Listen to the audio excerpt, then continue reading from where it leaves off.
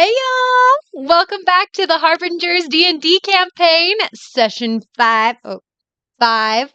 Um, I know, right? I can't count on my fingers apparently.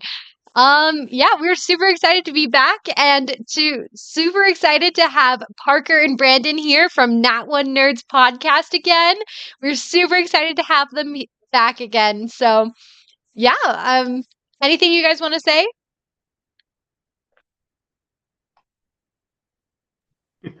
No, We're glad to be back. Sorry, I was waiting to see if Parker would go first. This is Brandon. We're always happy. We had a ton of fun last time, so we're really excited to continue with the story that we started. yeah, I'll have to ditto that. Okay, awesome. All right, and definitely everyone watching, you should totally check out their channel so that it's a podcasting. You're able to see them on which streaming services are those on again? You can catch us on Google Podcasts, Spotify, Amazon Music, Stitcher, and iHeartRadio currently. We're hoping to expand a little bit further. Okay, awesome.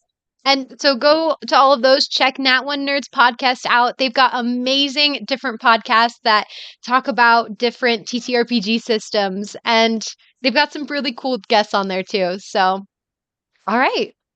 And as always, we're going to start off with a little recap of last session. And today we're going to be hearing it from none other than Dane. Hello, hello. So, previously on the Harbingers, we see our heroes gathered together as they have just solved the mystery of who done it and murdered the guild warden cat lady Kaya. Kaya. And a day had passed, and you received a notice or Dorothy came and visited us with two new adventurers that we had not met previously, named Val and Echo. They were certainly experienced. They understood a lot more than we did about how things worked.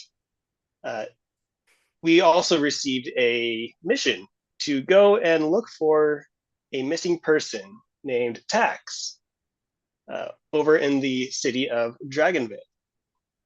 So after brief shopping and just preparing ourselves before the trip, we left. Spent a long time. It took us a few days.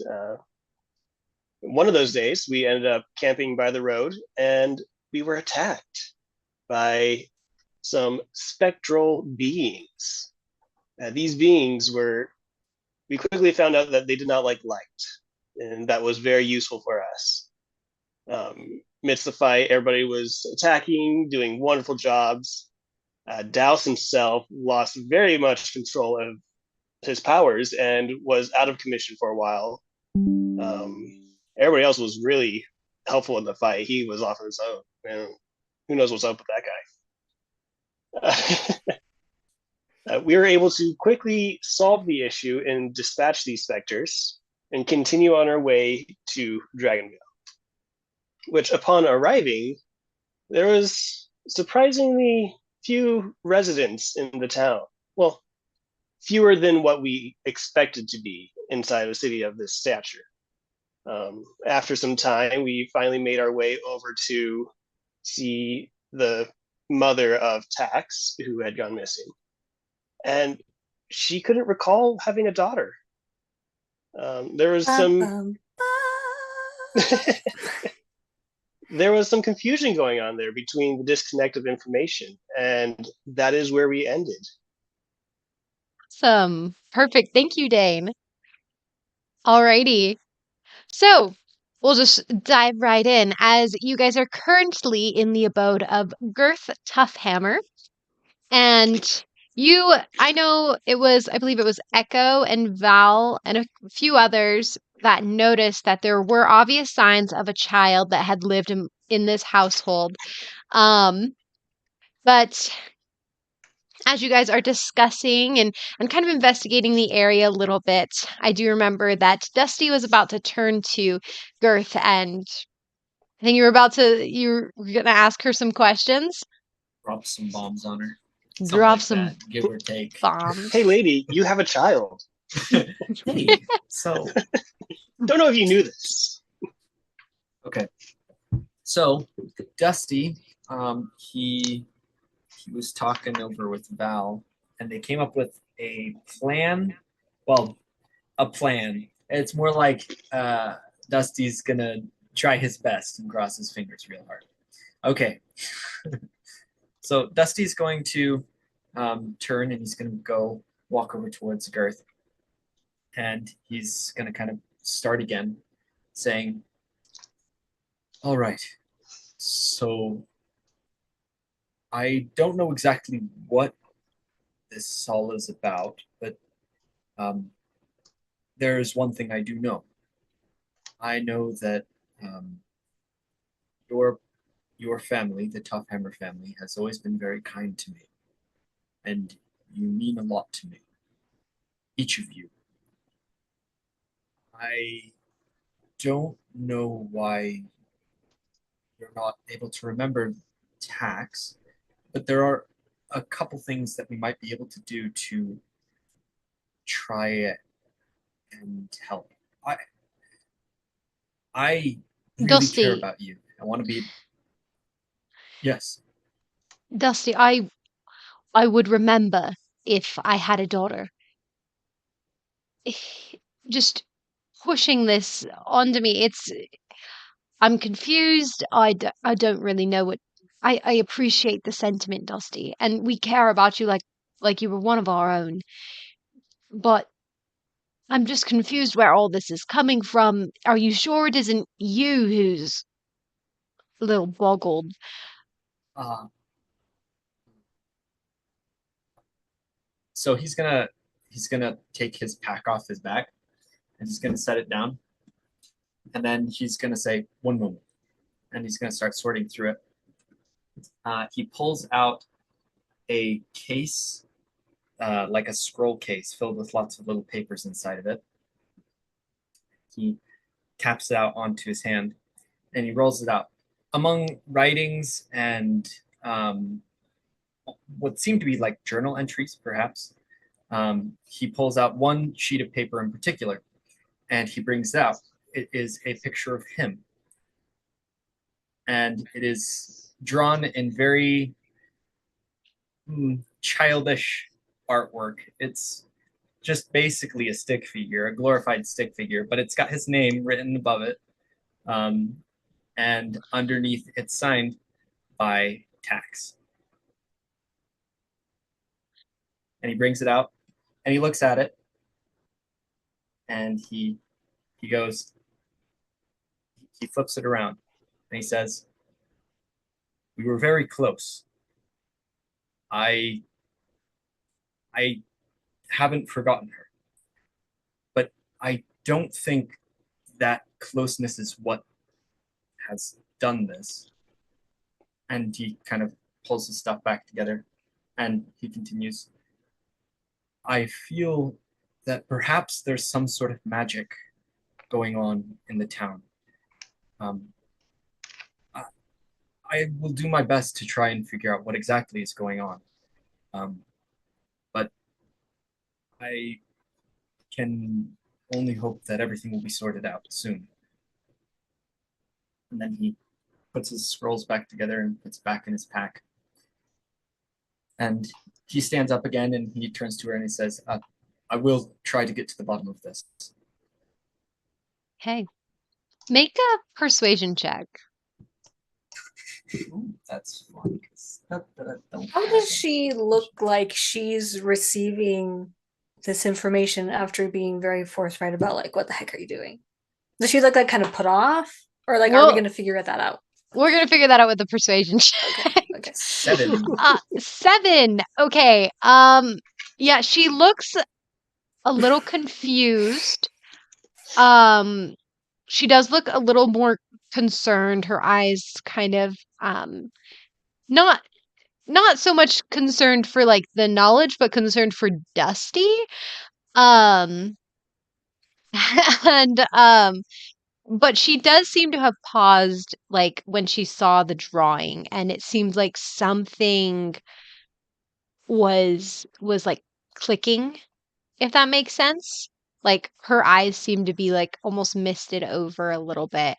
Um, but as you finish saying that, she's kind of like she was still staring at the drawing for a minute, and her eyes and her gaze turns to you almost with like a sense of remembrance.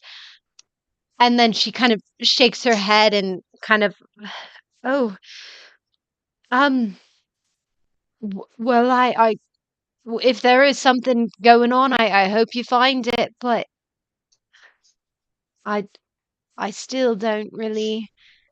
I'm sorry. If there's anything that I can do for you, Dusty, you know that our door's always open for you. Yeah, yeah, I know. And I really appreciate that.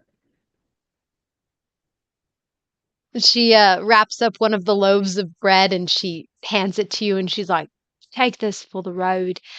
I wish I could house you all in my home while you're here, but as you can see, it's very small. Doesn't fit many people. Just me and my husband. So, That is quite all right. Whoever sleeps in that small bed in the corner over there. what? Oh, I said, and also whoever sleeps in that small bed in the corner over there. She kind of turns and she looks over there. She's like, oh, I guess that's a guest bed that we have here or something. I don't remember bringing that in. Are you Okay. expecting? Perfect size for Douse. Congratulations. Yeah, she kind of like her eyes are kind of wide a little bit. She's like, no, nothing of the sort. I mean, I would Douse is love just to going have to a kid. glare. Like, I don't know who said that, but she's going to glare back at the entire party, trying to find out who. Dusty, are you going to share some bread? It's kind of like a bit off the side. She It smells really good. Yeah, no, it's wonderful. Of course you can have some. Not now, of course. But this is serious. Just not remembering anything. But later. He kind of gives you a thumbs up. she kind of laughs and she turns to you, Dane or Douse, and she's like, maybe one day. Me and my husband have been wanting to have a kid for years, so maybe we'll get one. Very well. We'll see. But there's an Just inn saying you seem in town. prepared. Very true. Maybe that's why we brought the bed in to be prepared or something. But there's an inn in town, so you guys are more than welcome to head over there. If you tell the innkeeper, just tell her that you're friends of Girth. I'm sure she'll give you a discount or something. I like the sound of discounts. Much appreciated, ma'am. Yes, Of thank you so course. very much. I wish you the best. You're wonderful, thank you. She's gonna walk out the door. Alrighty. Yeah, Val is definitely he nods to her with that comment and he'll also leave. Alrighty. As Okay, he so kind you- of full, you leave last, and as he's coming out the door, he kind of looks towards Girth and he says, "We'll get to the bottom of this." I'm I'll sure see you you will. later. I will see you later, Dust. Then You do all right. Keep yourself well. Yep, of course, you too. They'll wave as he leaves. Mm-hmm. Alrighty. So you guys are back now on the streets of Dragondale. Did the old man ever recover his goat? Is he around? Is he just gone? Yes. You can kind of see off in the distance. He managed to recover his goat. So Oh, good. the goat is now in a Strong pen. old man. Can I go talk to the old man real quick? Oh, okay, yeah, sure. Distance? Merrilla's Actually, gonna come make with a you. dexterity saving throw for me, Sierra. Me? Yeah, make a dex save. No. Why me?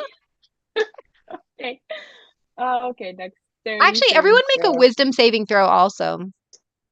So I'm just dexterity, not wisdom? Can No, I make it wait. make a wisdom as well. So Oh, so with that dex save, Nuri, you trip, And you kind of like look behind you. So your wisdom save was an 18. I need some more dice here real quick. Okay. Yeah, so you kind of like you trip and you fall into the dirt and you kind of like look behind you and it looks like nothing, you tripped over nothing. Like maybe it was a rock in the dirt or something. So you just kind of fall on the ground. I'm so terrified. I'm going to reach behind me where I fell. I'm going to just slap at it as if something's there. Just see. You slap at dirt. No, it can't be. There's shadows It was around. the dirt. You hit one of Nuri? us instead. And just Nuri, what are you doing? Dirt is I mean, Okay. it's not nice to trip, but you don't have to hit the dirt as if it's its fault. It's just sitting there. Val's Yeah, gonna it's um just dirt.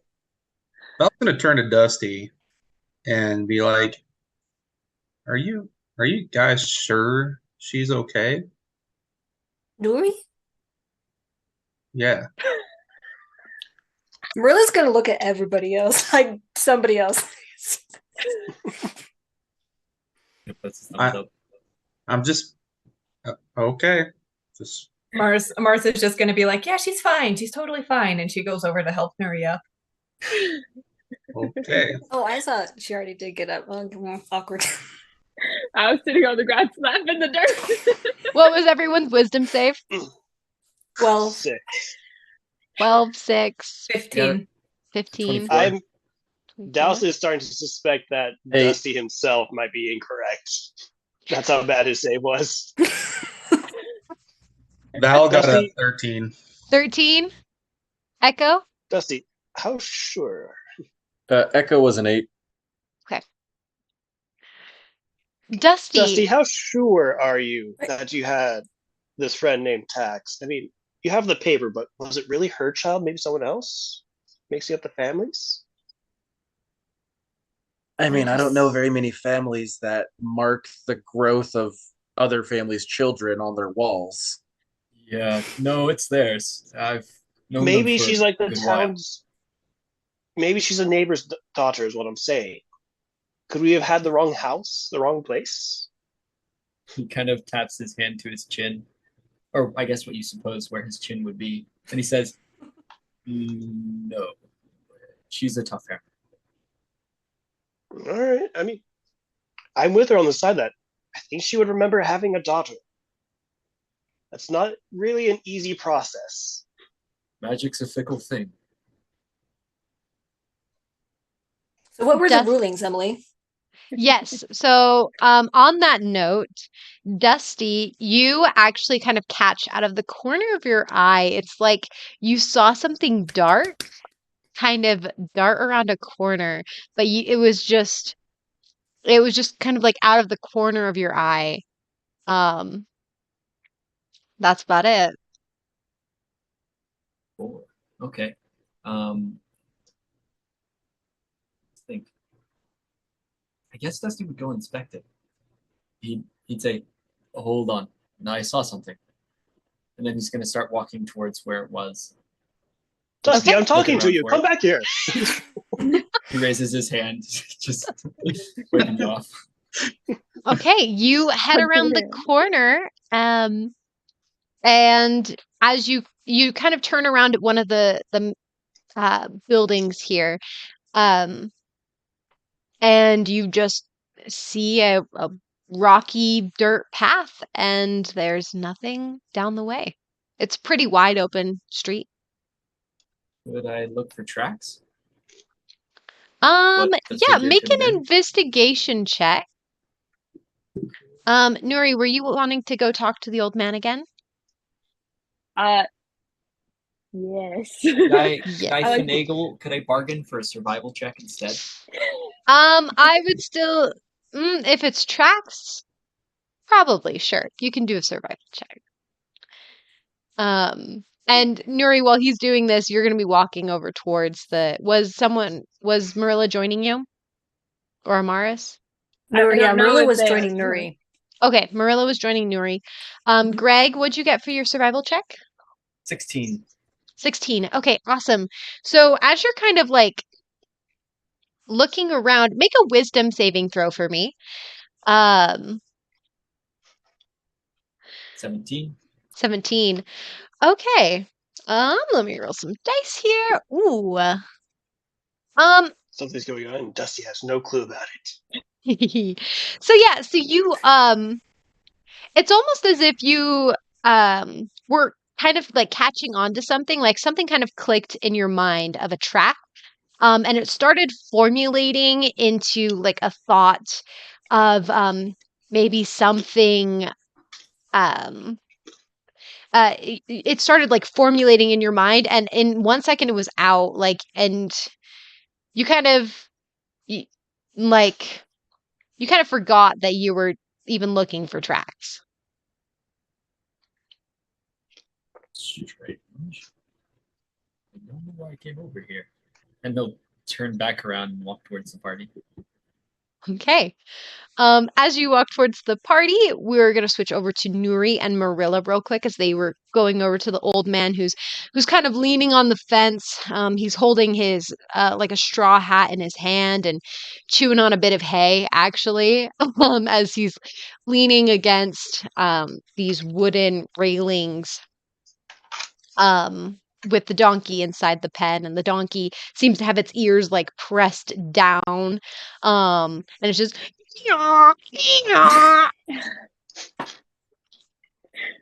Well, as we walk over, I'm like brushing myself off, and I'm like being very careful where I step, and I'm avoiding shadows, like very it is kid-like, almost avoiding shadows.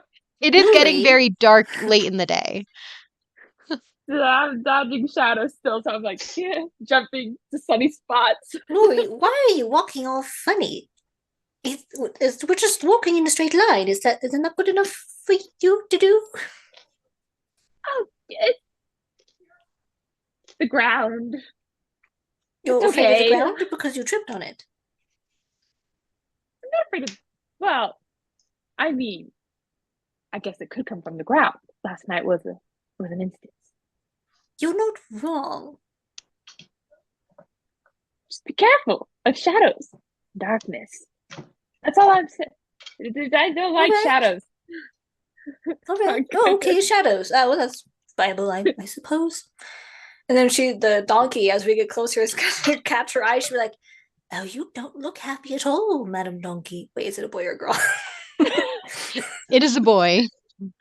Mr. Donkey. Donkey. As we get up to the old man, I can be like, "Oh, excuse me, sir.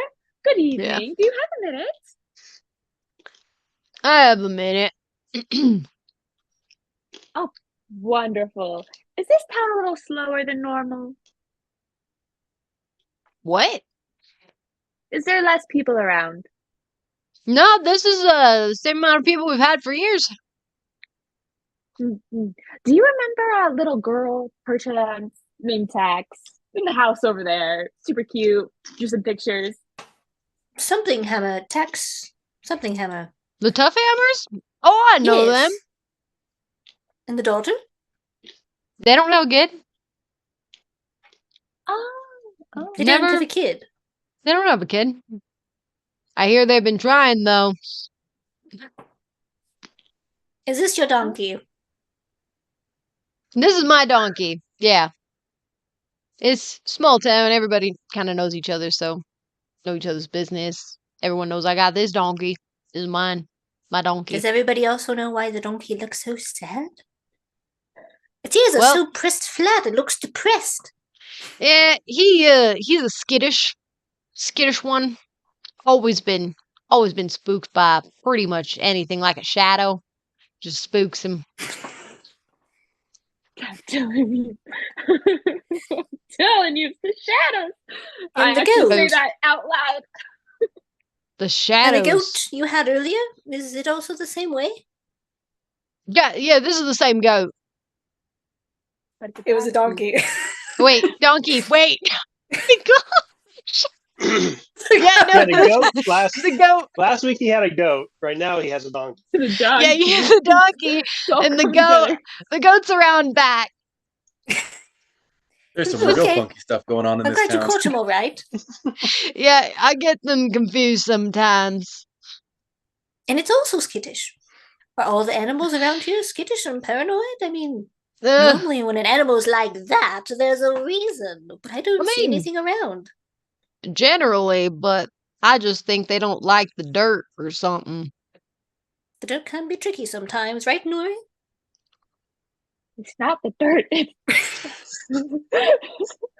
Yeah, they seem to be spooked by any sort of thing. So, Is the donkey looking in any particular direction as um, you kind of see it just like kind of backing up into the corner of its head, and it's just where's it looking as it's doing that? it's looking um kind of past you guys, like behind you guys, kind of towards like an alley. Like horror movie slow, I'm gonna be like You just heard, the alleyway. make a wisdom saving throw. 18. Dang. Mm. Yeah, you don't see anything. It's just shadows. It's dark. It's spooky. I'm gonna just take a step towards the donkey. You know, watching the Careful, alleyway. Nuri. They have hooves. And they seem smarter than most people right now. I'm sorry about my pointy ear friend, Mr. Which is the old name? Gerald. Mr. Gerald. Gerald? It's a Mhm. good name, Gerald. Thanks. Got it from my pa. He was Your pa. Gerald. Then his father before him was Gerald. And And his father father before before him. him was Gerald. I see. And his yes. father before him was I believe Tim. it. Tim. Yep. Yes, ma'am. Also a good Tim. name. She's Yep. gonna like look over at Nuri. So I'm gonna just be like, with my eyes like, let's go away.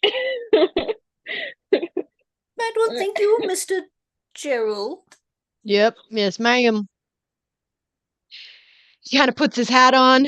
The sun is starting to set off in the horizon. And he says, he tips his hat a little bit and he says, "You best get inside. It's getting Oh. late." Why can't you be out at night, like stargazing? You know. I mean, Wait, if you is there, like, wanted a to, curfew but law? after a long day of work, it's nice to get some sleep. So there's no problem with being out in the dark. You just said it so foreboding that I was, a little paranoid for a moment. No, I don't. No, I mean, there's just everything that kind of comes with the dark. You can't say, well. Oh, I know all about that. Yes.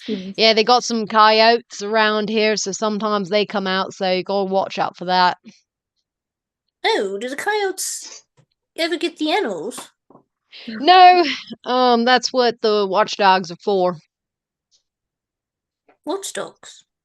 Yeah, we have a couple dogs. He's kind of like, he just now is kind of thinking like, wait, where'd they go? Could we borrow one of your dogs? Does he remember the dogs? He does remember the dogs. Were He's the like, dogs- no. My dogs are fine. There's some of the finest dogs around here. I bet you anything my kids probably have them. Oh, all right. Well, very responsible children you have, Mr. Gerald. Well, good night. She's going to kind of like pull Nuri away a little bit as she says to Nuri, I think you should write that down. I think I should do. His name is Gerald, and he has a couple watchdogs. Are they named Timex and Rolex? Now they are. Timex We don't know that. and Rolex. He's lost his Rolex. Alrighty. So you guys rejoin back up at the party. And the sun is getting low. It's starting to set. I'm still sitting there with Dusty, like, Listen, I understand you know that there's someone named Tax, but the woman doesn't understand. You know, I give up. Let's go find out. I can't tell you anything different than I've already told you. Tax is gone. I don't know where she went, but she exists. She's real. I know her. I've met her. I've talked to her. She's one of the few people I've really talked to. Trust me. She's real. I know her. I'm not doubting that. I'm just thinking something might not be connecting on your end. Let's get to bed. Just kind of shakes his head.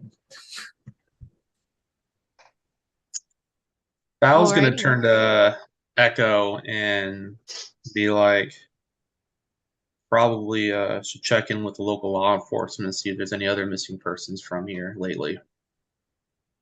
I mean, That that sounds seems like an like a pretty excellent good idea. idea. These And- so smart babysitters we have. Yeah, There's definitely something going on. Like there was clear signs of the kid there that Donkey and the goat were both acting pretty weird, and something's going on with Nuri. She's acting a little cuckoo as well. Who knows? I'm Dirt is starting to think that terrifying. part might be normal. I don't think that's a case we can solve. So Just he'll write it turn to the down. rest of the party and you're welcome to tag along if you want. And he'll just, since he's been here before, I would imagine he would know where either law enforcement office is or what would constitute such in this town. Yeah. You know where it is. It's kind of further down into town. So you can start heading there. Mhm. Are they going to be open this late at night? Because you said it was getting to evening, so Are you asking DM or asking in character I to should have. them? I was asking DM, but I guess Okay. you should find out. You would assume that maybe they're closing up shop at this point, or at least like the main like thing at this time. They definitely would have like guards that are on like the night shift, but there's not really people working in the office once it gets like nighttime. But you guys can head over there. And as you're heading over there, you actually notice someone locking up the door. So, well, first off, as you guys are traveling to following Val as he's retracing the familiar steps back to the guard station, pretty much, you actually pass by a couple homes that seem to have been abandoned. Like nobody's lived there for a long time. It seems, well, a couple of them, it looks like nobody's lived there for a long time, and a couple of them just like no lights, doesn't look like anyone is living there. They kind of look a little in disrepair.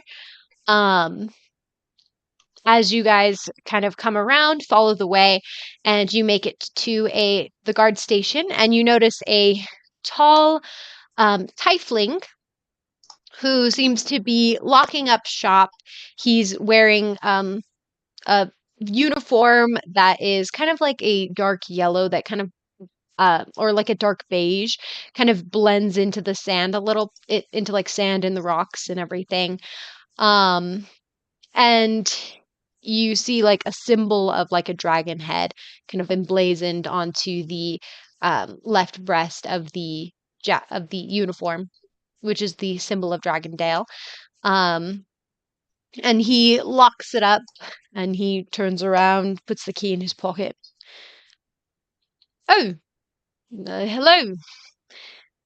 Oh, Would Val recognize this guy at all? Um, yes. It has been like a year since you've seen him, but you remember him as the captain of the guard. Um, his name being Varian. Um, and he seemed to be like a pretty reasonable guy. So last time you remember? Varian. Oh yes, it was uh Val, right? Yep. Well, okay. Wait, Dal or Val? Val. Val, yes, that's right. It's been a while. What brings you around to these parts? Business. Business, as usual. Well, Well, Unfortunate business. oh, unfortunate business. Can it not wait till the morning? I did just close up shop here. I suppose it can wait, unless you got time for a drink. I always have time for a drink. Let me buy you a drink. Alrighty.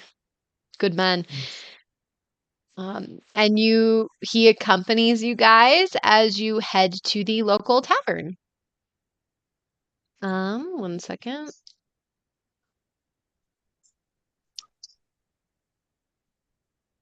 Oops. Dusty, when we're at the tavern, are you going to share with us some of that bread? Oh, yeah, of course. Goody. Grab a tasting. I can still a little bit smell it. Either that or it's my fond memories. I'm not quite sure. Well, it's very nostalgic for me as well. All right. So it seems like you've come here a lot, Dusty, as we're going to the inn. Yeah, this is where my home is. This is where I kind of have resided for a long time. But the Tough Hammers especially, they're some of the greatest friends I have here. I recognize faces here and there, and names are familiar, but I don't know everyone here. Right, you did seem very close. Basically her son, with how she hugged you when we first got here. She's kind. She's kind. Very kind. Especially to give us that bread. What a wonderful person. Yes, of course. Note to self, if I give Merilla food, then she will be happy with anyone. Already. Sneaks into our camp. I mean, and then Merilla gets up. Wait, you're trying to attack us. He's like, no. I have pastries. And she's like, go on ahead. Continue on. Continue on. Canon. You were saying, what did you want my gun as well, or not my weapons and instruments? Just give me some food. You can take it all. Price to pay for some cupcakes. You guys can head on Always into the food. inn. That's what Douse would be doing. Is he'd probably be more focused on getting us rooms reserved as opposed to talking with this guy. So he's focused on getting food. Is that what you said? He's getting us a place to sleep for the night. Oh, okay, 'Cause perfect. it was getting late, so that's what he's focusing on. Okay, let me write some things down.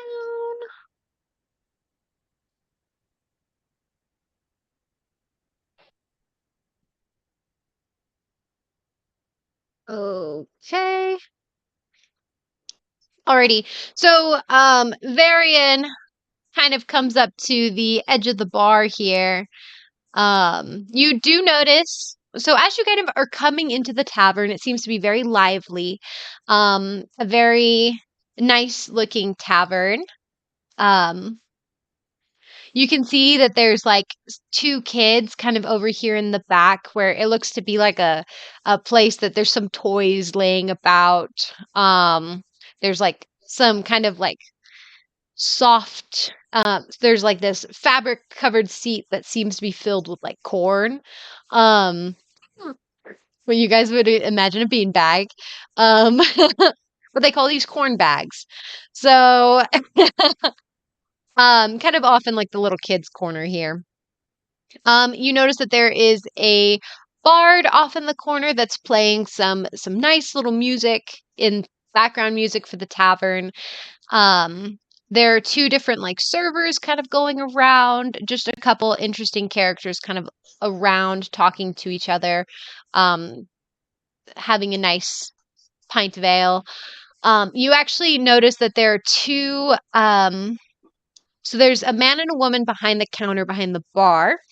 And there's It's actually really cute. So you see that there's like this dwarf who's like, "Oh, can I get another?" And the wife just the woman just calls out. She goes, "Another pint, hun." And you see him fill up like another like a tankard full of mead, and he just holds it behind him, and she just kind of reaches back, grabs it, and puts it right in front of the dwarf. Um, just like doesn't even need to look. She just reaches back, grabs it, puts it in front. Wow, what And teamwork. What are the odds that's his 10th one?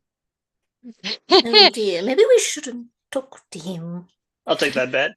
I say it's actually his 20th. Yes. He 20? yeah, you I don't don't think even a know. dwarf stomach can hold that much. Don't underestimate never know. dwarves. You never know. Alrighty, so Varian with alongside with you, Val, he kind of comes up to the bar and takes a seat down at the bar. Join. Alrighty. And I will gesture for the barmaid to come Oh yeah. over, and he'll just say, "I'll have a whiskey. What'll you have?" He goes, just a bit of rum. So this is the inn and bar. Yes. So the inn is Okay. above. I don't have a map for like the inn part, but just the tavern here. Um, which I might reuse this tavern map anytime you guys use a tavern. So, um, It works. it's perfect. So pretty much, she nods and she goes, that'll be 2 silver each. And then she goes, honey, whiskey and rum. And she seems to be wiping down the counter right in front of you. And he goes, order it. And then, he passes 2 tankards back. She reaches back, grabs it, and she places them right in front of you both. There you go. Val will throw down the. Well, he won't throw it down. He'll gently hand the 2 silver over to her. All right. She takes it and puts it into her bag or into her pocket. She's like, pleasure. If you need anything, we're right here. Name's And Mary. Just call it out. thank you. And he'll take a good swig of the whiskey right off the bat. Alrighty. Varian just seems to be sipping on his rum a little bit, and he goes, so, how have you been, Val? Been a long time since I've seen you. Yeah, it's been about what, year and a half since I've been here. Man, has the time flown. Time does fly. So, but time may fly, but none of my habits have. I see. He takes a sip of his rum. How You goes seem to be. Oh, sorry? Oh, then he holds up a apologetic hand. He's like, "Sorry, continue." Oh, no, I was just gonna say you seem to be in new company, and he kind of like twists on the bar stool a little bit and like gestures to the rest of you guys that are sitting at the table here. What? I actually made my way around to like the same bar that they're at. I'm just like sitting away from them on a corner with my book, looking very busy, but I'm totally listening. Okay. I'm guessing okay. it's obvious that what you're doing too. I don't know. Does it look obvious? Al won't acknowledge that right off the bat, but he'll just respond with, "Yeah, these folk are trying to get into the guild." Oh, I see. The guild. Well, good thing they've got you to show them the ropes, right? Yeah, something like that. So they're an odd bunch, but they seem fair-hearted. Can They Merilla do hear seem rather them? colorful. Yeah, you could probably hear them if you're like sitting on like a closer end. You could probably hear them. So Yeah, we're not whispering or anything I like that. really Yeah. want to make a babysitter comment, but Marilla's with everybody else. So I shall refrain. yeah, you guys can, if you guys wanted to listen in or even like chime in, like you guys can. He's not like sitting like closed off. He kind of twisted on the bar stool, so he's almost like kind of half facing Val and half facing like the rest of you guys. Is he's just sipping on his mead or his rum. What kind of song is the bard playing? The bard is currently playing a lively tune about a, a about a bard maid who ends up like meeting this adventurer, and then he's super rude to her and she ends up killing him. He calls it Ragnar the Red. Oh my gosh. That's not where I thought that sentence was going to go. Dun, dun, dun, dun, dun, dun, dun, dun. Dun, dun. Yes. Oh, there once was a hero named Ragnar the Red who came riding to I Dragondale appreciate the from reference. that place. Pull out the light. Cool. Yeah. So- yeah, it's just a lively, jovial tune. Okay, while he's doing that, Echo is going to go over to the bard and ask if he can have a turn after the bard to perform. Okay. The bard, you notice that it's actually another tiefling. And he's kind of like, oh yeah, sure. By all means, you can have a turn after this. And he's like still fiddling on his thing. Like he kind of like he finished a verse and then just was like, oh yeah, sure, you can totally do it. And then he dives right back into the song. Cool. Yeah, give him a thumbs up and step back a little bit. Let him All finish. right. Of course. Mars Yeah. is over at the table listening to the lyrics and is just like, is this an actual song? Now I regret moving. It's fine.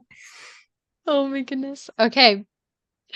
Merilla and Nuri, Mary comes over to you and she kind of wipes the countertop in front of you and she says, is there anything I can get you, dears? Oh, do you just have any nice wine? Perchance. We have a few. It's a little bit more pricey since wine's a little hard to come by around these parts. Is that all right? It's about 3 silver. What do you- Oh, that's fine. That would be so much more.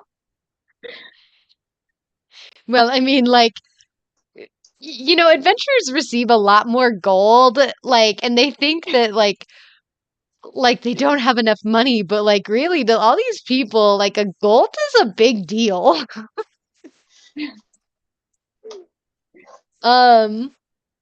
So yeah, so she goes over and she actually handles and pours some wine like out of some reserve jars and hands it to you and she turns to Merilla and she goes, and for you, dear?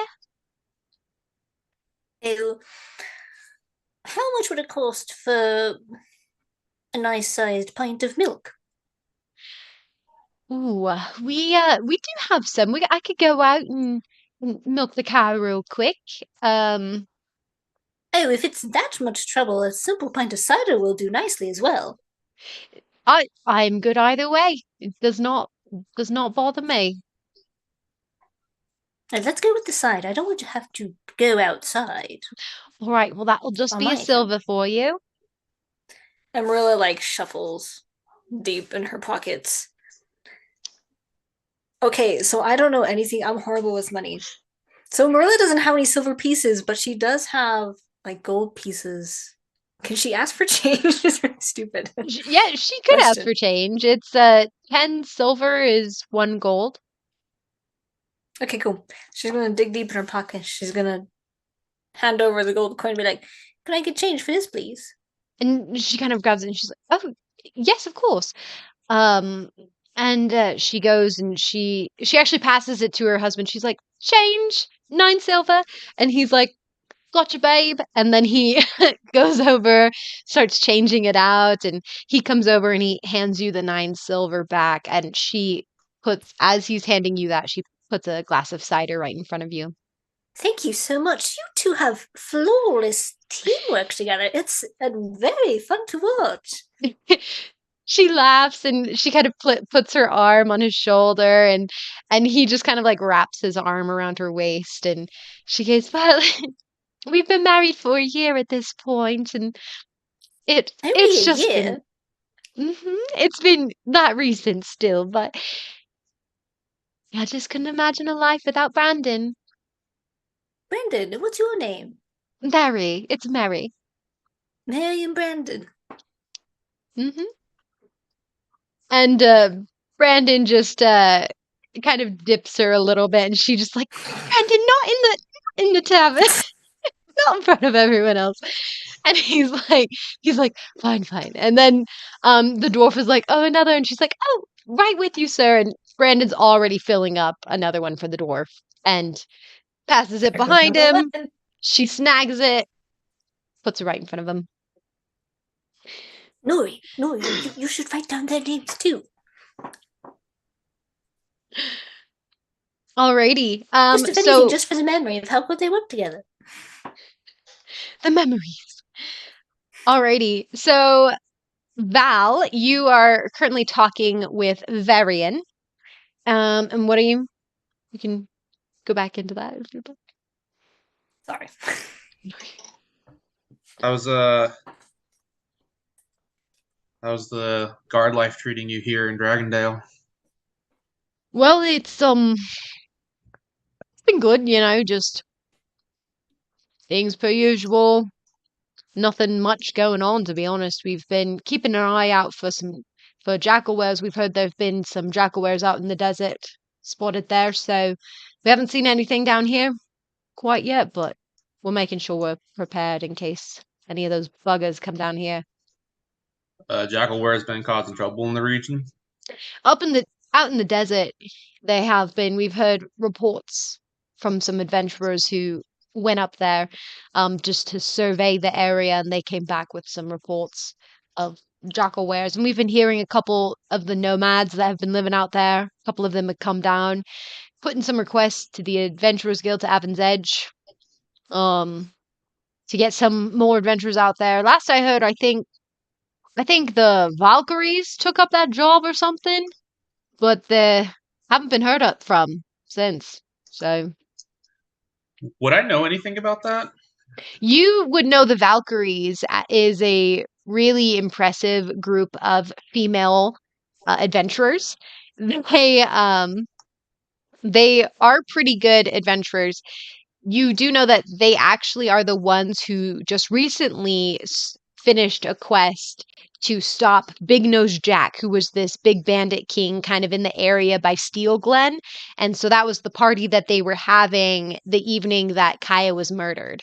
But the Valkyries ended up leaving before all of that happened. So to come out to the desert. Yeah, to go go head out to the desert. Okay, so I would have known that then already that they were out. Yeah. Okay.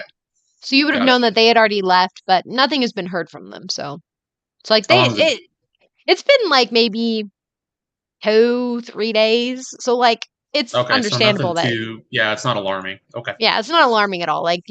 Yeah. Got it.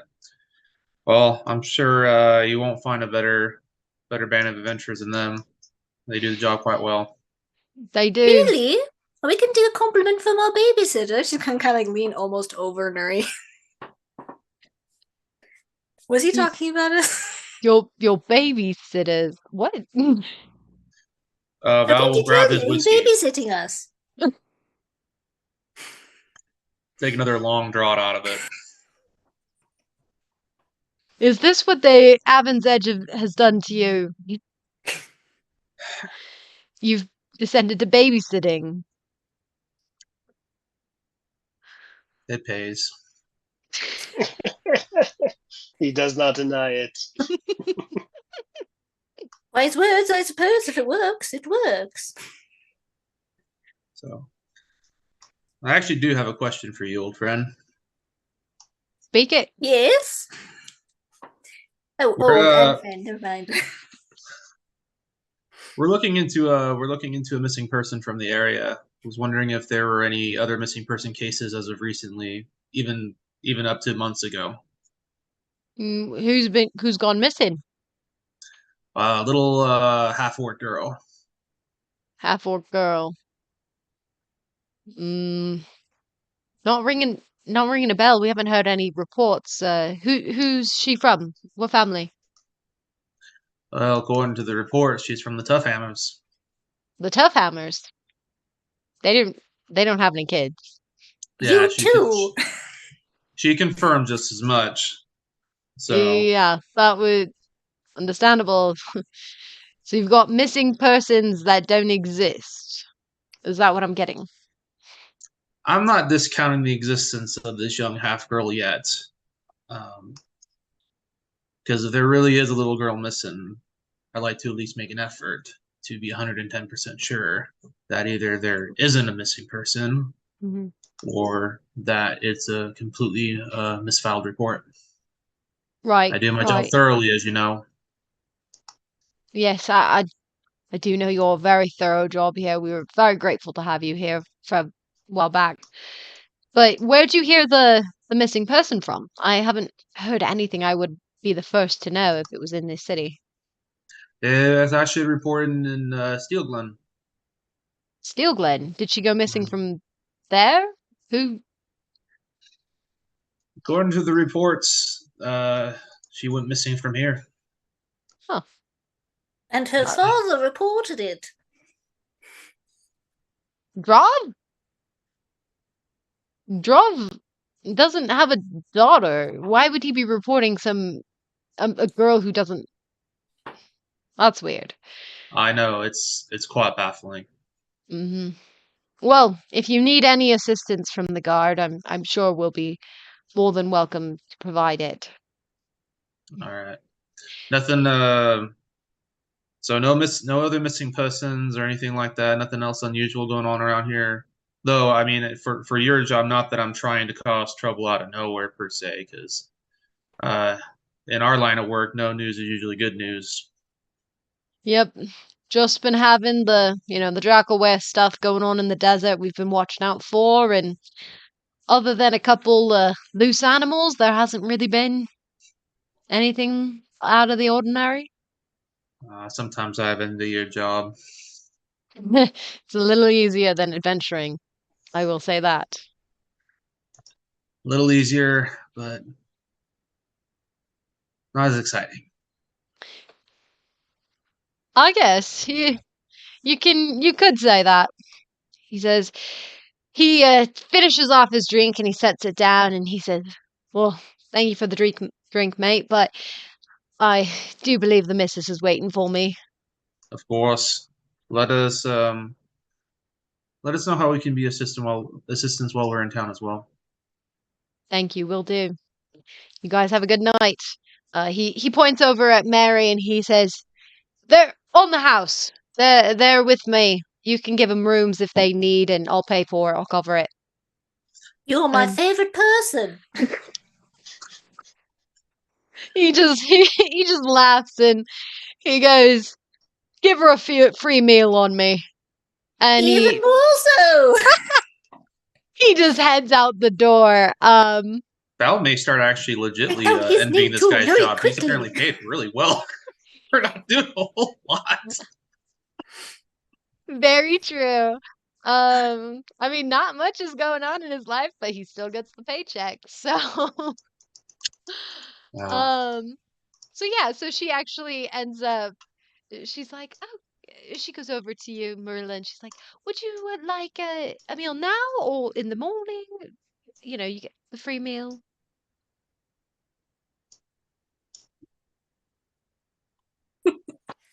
This decision is too hard. That's okay. We can come back to that. Thank you.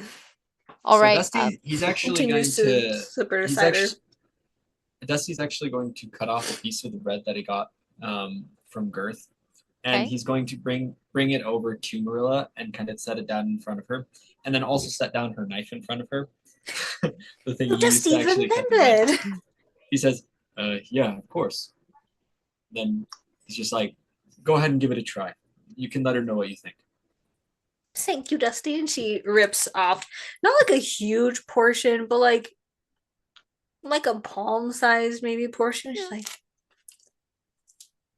You can see he's kind of over your shoulder. He's like watching you. it's very The anticipation. Pretty good bread.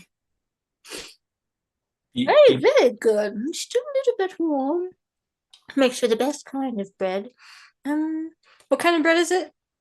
It's just like regular wheat bread. Feels like I'll be good and healthy to have a healthy sleep Lembas tonight. bread. Yeah, lambas bread. Echo, actually, so the bard Dense. has finished his song, so you can get up and start playing a song as well. If you do so, roll for performance. Okay, so first, can I use prestidigitation to dim the lights a little bit? Okay, yes, you can. You dim the lights and all Mary kind of looks around. She's like, she kind of taps her husband and he's like, wait.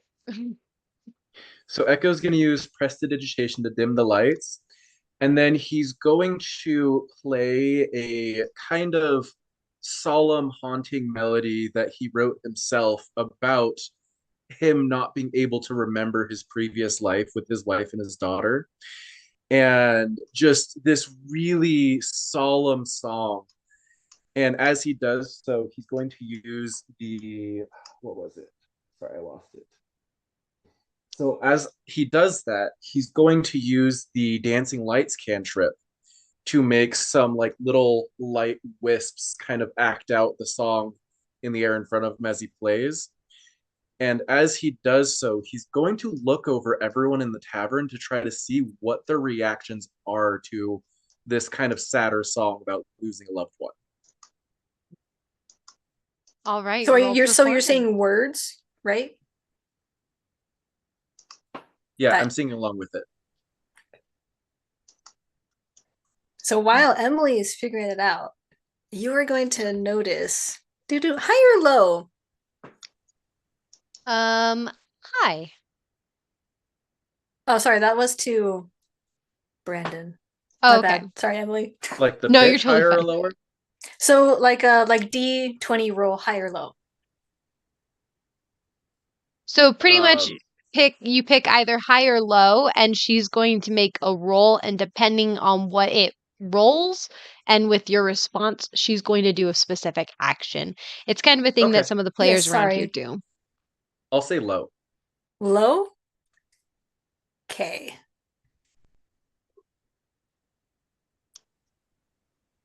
$11.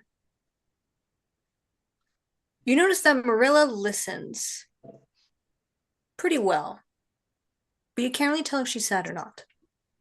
That is a 25 for performance. Okay. Alrighty. JK. So as Merilla is intently listening to this performance, its haunting melody echoes throughout the entirety of the tavern. You actually notice most people stop, like the chatter kind of dies down as everyone almost holds their breath listening to you. It's this silence that isn't piercing or harsh. It's contemplative and thoughtful. As people listen to your melody, you see some serious faces, some sad faces. Um, you see some, you see people who are just contemplative, just listening intently to the music, and the lights are dimmed, and all eyes actually seem to turn to you. You see Mary kind of leans against her husband, and he wraps his arms around her as they both are coming closer and listening to you. She seems to kind of be in an air of awe, and he seems to be more of, again, one of those contemplative, thoughtful looks. Um, Marilla, was there anything else you wanted to say with that?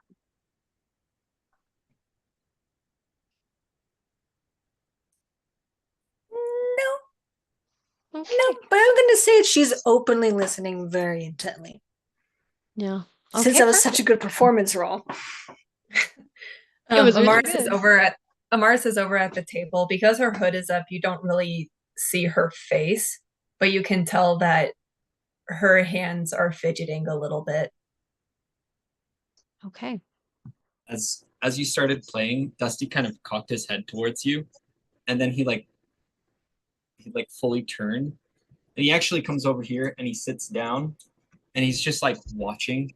You can see him like put a fist on his chest, like he's leaning on it.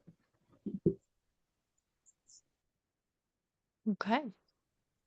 Alrighty. And as the beautiful, almost haunting song comes to a conclusion, there's this breath of silence as the lights grow bright once more. And it seems like everyone's almost too afraid to break the silence that you've left by your miraculous performance. Um, but after a few moments, the chatter starts up again and people start talking and it becomes back again to the lively atmosphere of the tavern. Um, as people go back to normalcy. After the performance, Echo is going to nod to the other bard and walk back over to the group. And as he turns to Val, he says, "Well, there's the answer to your question. It seems like there's a lot more people missing from here than people realize."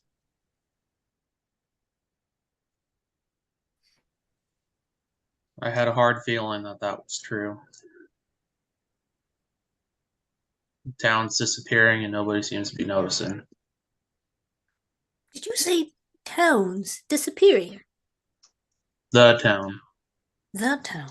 This town. I see. Lots of strange things have been happening all over Columber for the past 20 years. What is it? Has it been 20 years? Or has it been like 5? Emily? Since weird things started happening? in Calendar? Yes. Oh, it's been like weird stuff like has been happening for a while now. But it's just like recently in like the past year that stuff has been getting like bad, if that makes Okay. sense. So like Yeah, weird that's stuff right. has been happening for I want to say like either like 40 years. Like weird stuff has been happening. Um yeah, actually for maybe even longer than that. For as long as you've been here, there's just been like weird stuff going on. But Okay. it's just recently in the past year that like things have been getting kind of worse. Weird things have always sort of happened, but over the past year or so, it's getting way worse. Way, way worse. If things I hear in other taverns are true. Where was I going with that? It was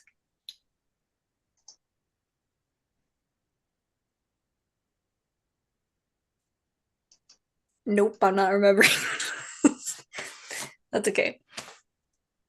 But Echo, you may be dead, but I think your song gave a new sort of life to the room. Isn't that an odd concept? I mean, I appreciate the compliment. Honestly, I was mostly probing the crowd for recent loss and seeing how they were feeling at the moment. Sort of like how Dusty probed at Tux's mother. Truly, that is brilliant. I was too enwrapped in your song. And she like looks down at her hands and remembers she has bread. I even stopped eating. Well, I think that's the highest compliment I can get from you, so thank you for that. You're welcome. Douse Don't expect any more from me. At this point, Douse is probably like, that was truly remarkable for one of your current constitution, I'd say. I'm getting rather tired. I'm going to go retire to my room. Did we get our rooms yet? She On the basically house? on the house. She says, "Yes, I can show you to your rooms real quick." Uh, Um, do I get my own private room? Or well, we figured we could put the boys together and the girls together. that'll be fine, I guess.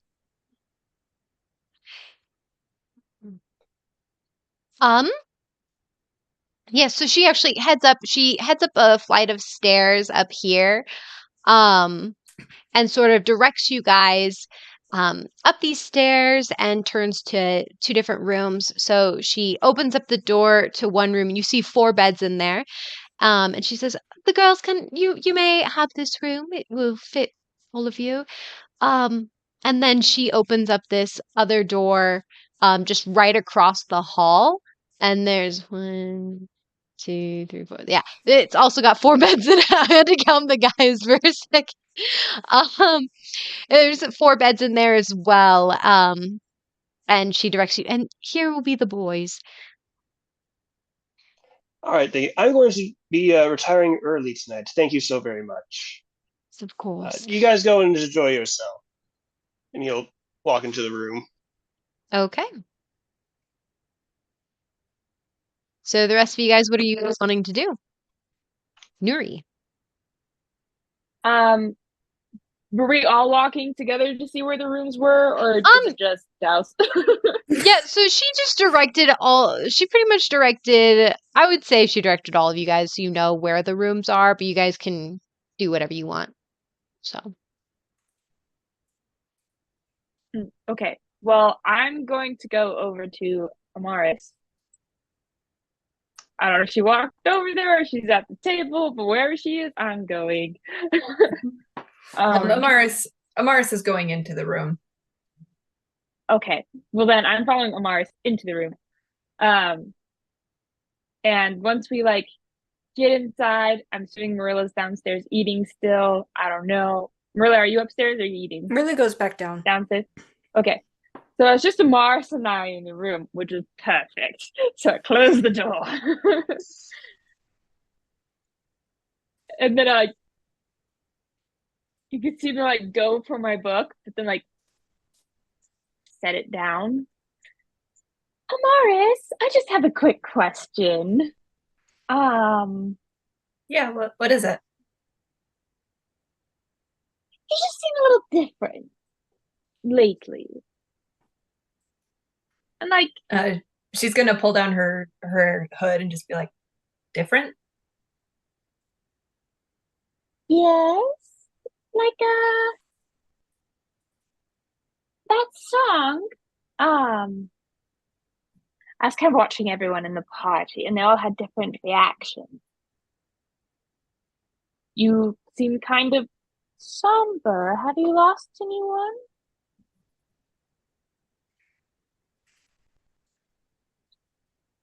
Well, you did hear about what happened to my parents. That doesn't mean they're dead. That doesn't even mean they've made it to I know. yet. I know. But I guess you could say more of, I'm the one who's lost.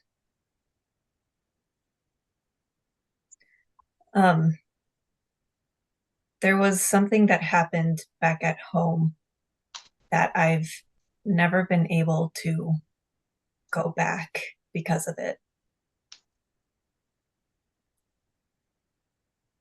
And she's gonna sit down on the bed and continue. I don't know why this happened or what drove them to do it, but I was just packing things up so we could head over to the next town to sell the goods when from behind me my sisters attacked. They ambushed me.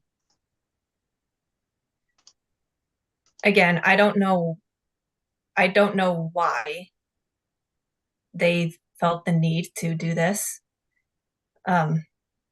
I fought them off as best I could. No intention of hurting them. They're my sisters. Like, of course I wouldn't do this. I wouldn't hurt them. So I ran to save my own life. And when I tried to go back to tell mother and father what happened, it was too late. They had already left. I could never find them after that. And after running into you, I guess now I know why mom and dad disappeared.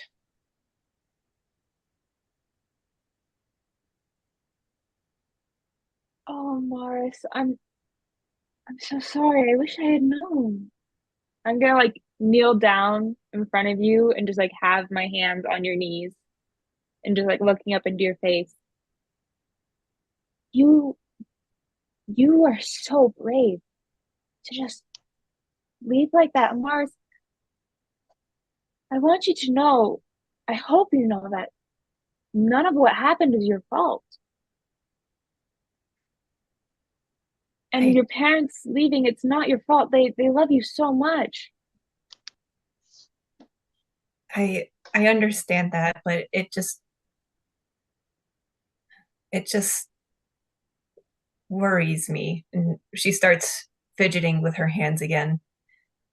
Like, I don't know if it was something I did that caused them to attack, but I don't remember doing anything that would provoke them. And now mom and dad have disappeared to who knows where. So what does that mean for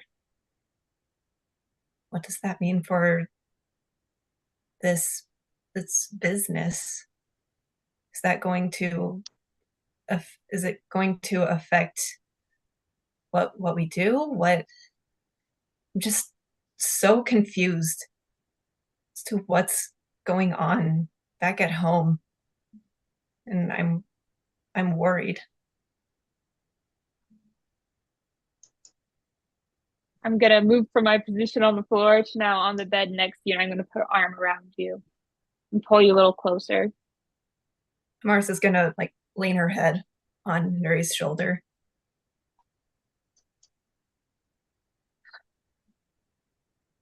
Are you actually worried about the business or what this is doing to your family? Worried about what it's doing to my family. For all I can remember, we were all so close. And then, just like that, everything changed.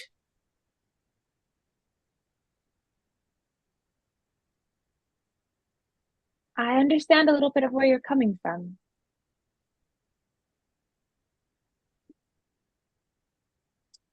Did I ever? I don't think I told you what happened with Ez, did I? I don't think so. It's kind of similar, actually. But what I do know, no matter what happens, Amaris, you will always have me. And you will always be my family. I'm going to hug you a little tighter and be like, you are like a sister to me. Though we're cousins, that doesn't matter. Closer. Like a little sister. I kind of like ruffle your hair a bit. She's gonna like just kind of playfully shoo at your hand and just be like, "Hey, I worked hard on my hair this morning. I worked hair on my heart."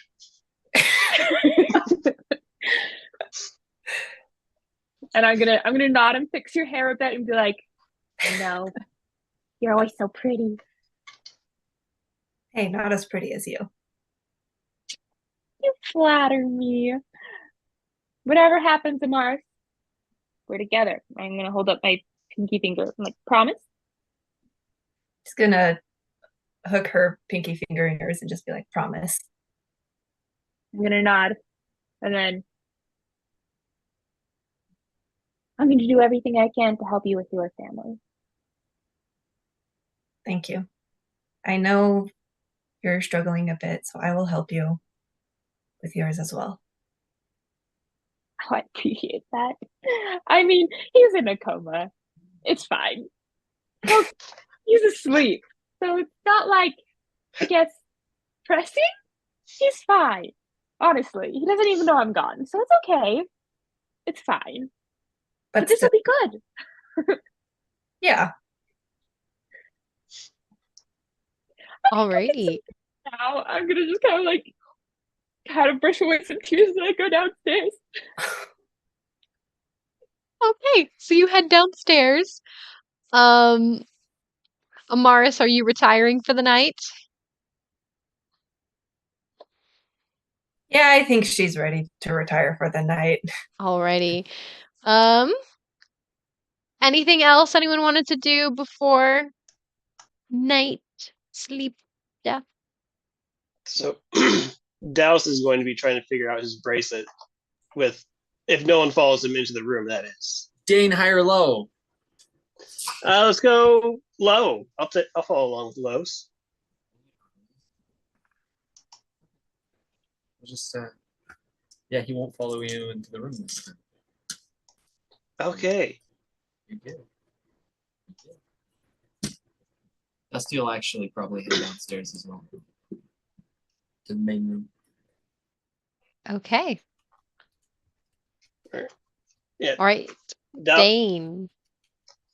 He doesn't know if he's going to get any answers, but he's going to be looking at his bracelet and just kind of being like, okay, what the heck are you? And why were you shooting out water? Nothing seems to happen. Testing. Hello. This arm. Hello. You tap it and nothing seems to happen. All right. If he's going to use a little bit of his water canteen and try and pour some water on it just to see what happens. Because water came out of it. Mm-hmm. So you pour some water on there, and as you pour it down, the water doesn't actually even hit the floor beneath you. It seems to start revolving, the little beads and droplets of water kind of rotating around the bracelet. And then it just gets sucked into the bracelet. I mean, for a magic trick, this is kind of cool. What the heck?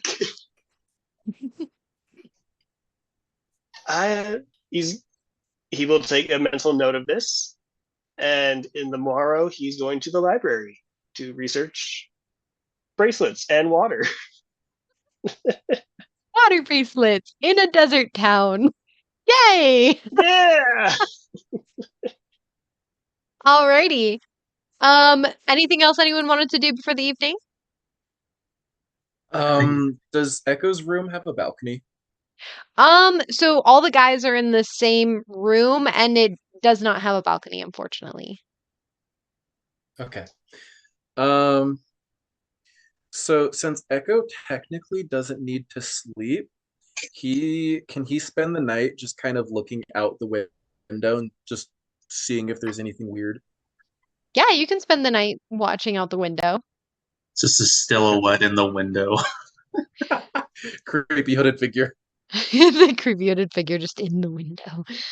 Vigilante. I would say that Al is probably going to have another drink, at least. Down that, not super fast, but he's going to drink it. Then he'll eventually make his way to the room. He'll probably be the last one to go in the room.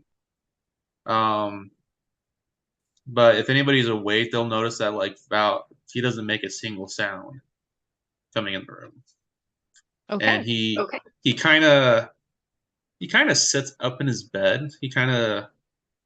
And he almost acts like he's sleeping upright. But there's not a single sound at all coming from him. So. Alrighty. And Dusty? Dusty was gonna grab Nuri actually. Oh, you were going to talk to Mary? Nuri. Nuri. Okay. So you walk over to the other side and you can knock on the door to the girls' room. Well, at this point, I've probably come out and I'm like, like I'm gonna just go get the food. Complete mess. The mascara's running. And... Completely. Oh, good. So Dusty would, let's see, how would that even work? The rooms are a little ways away. Would he see her coming out like that? Yep. Okay. So he kind of walks up and he sees her and he just kind of so a high or low for Nuri.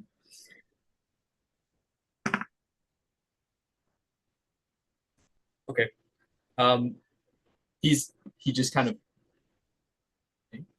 and he kind of like turns. He kind of lets her do whatever she's doing. She's like, I'll give her some space. I'll give her some space. And he'll probably head back to the room. Okay. Thy moisten eyes dry. All right. Nuri? Just one thing. Well, I guess I would have seen Dusty come out and then like turn around and go back into his room. I'm just like, oh, that's embarrassing. I'm fine, honestly. I'm fine. I was like kind of just mumbling to myself. And then I'm going to summon Houdini. And then I'd be like, oh, Houdini, you're such a cute little animal and wise and smart. Can you keep a watch out for anything in the shadows all night long, please? Yeah, I can do Tell that. me if you get any special animal senses. Even if I forget, you might have to remind me, okay? Just watch the shadows. Okay. Yeah. I can watch it. I can watch the shadows. Ooh.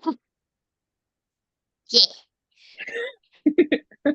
For those who don't know, Houdini is my familiar who's an owl, like a barn owl, that she is named Houdini.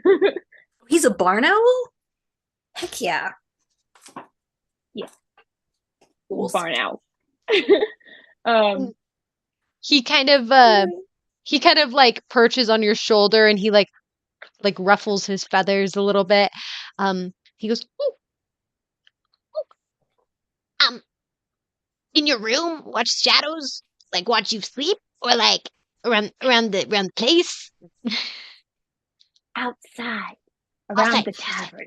Okay, I'll watch the shadows. And he like lifts a wing and just kind of like nods off of like his head, salute, like a little wing salute, basically. And he's like, okay. And then he takes off and he high or low, Sierra? Hi. Okay, yeah, no, he flies off. His wing almost clips the edge of the walls as he's like misjudging the space, but he manages to like dive out of the way. And Houdini and goes out a window. You actually hear a shout from Mary. She goes, "Oh my goodness!" And then that's it. And she seems to not have expected an owl in her tavern.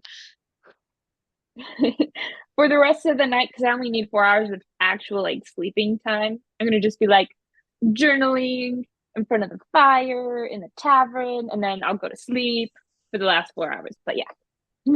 Awesome. All right, so everyone goes to bed now? Basically, night is happening. Merilla's gonna stay up Merilla, go. for as long as she can and just kind of idly pick at her loot.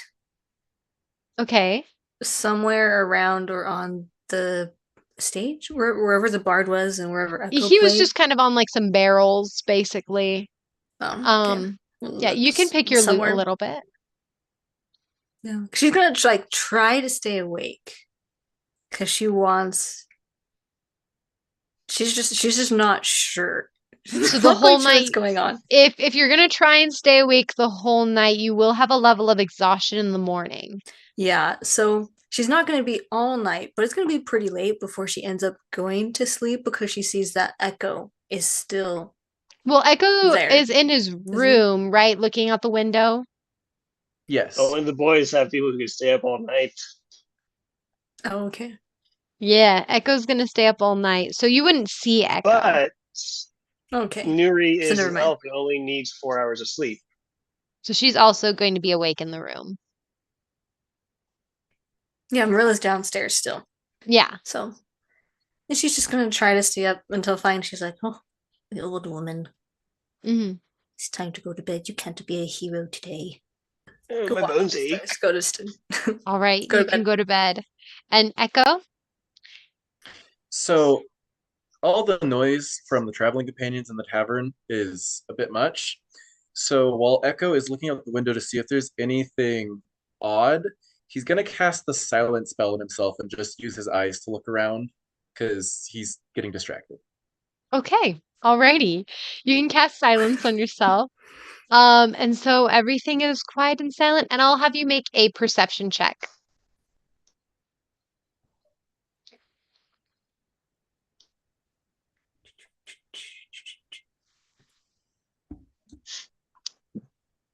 That's a nat 1. No. So you seem to like you don't need sleep, but as you're kind of just like watching out in the shadows in the darkness, you notice the moon, just a crescent moon like rising up in the sky.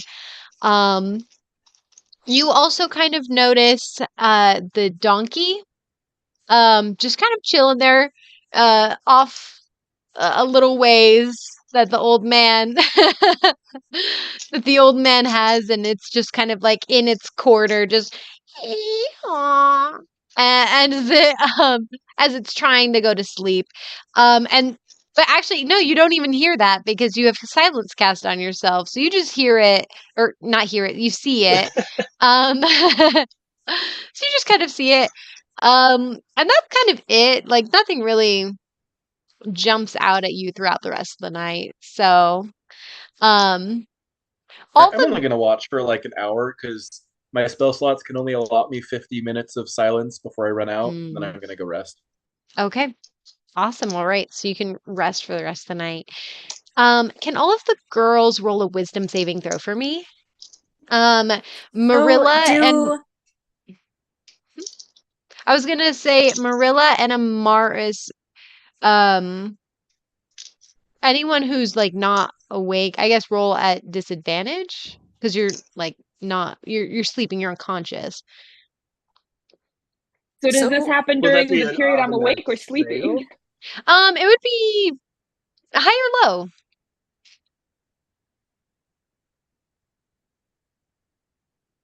Who'd you ask that to? I'm That's asking for that you, to Dane. Sierra Nuri. Oh, for me? Okay. Oh, shoot. I thought that was for Dane. Darn it.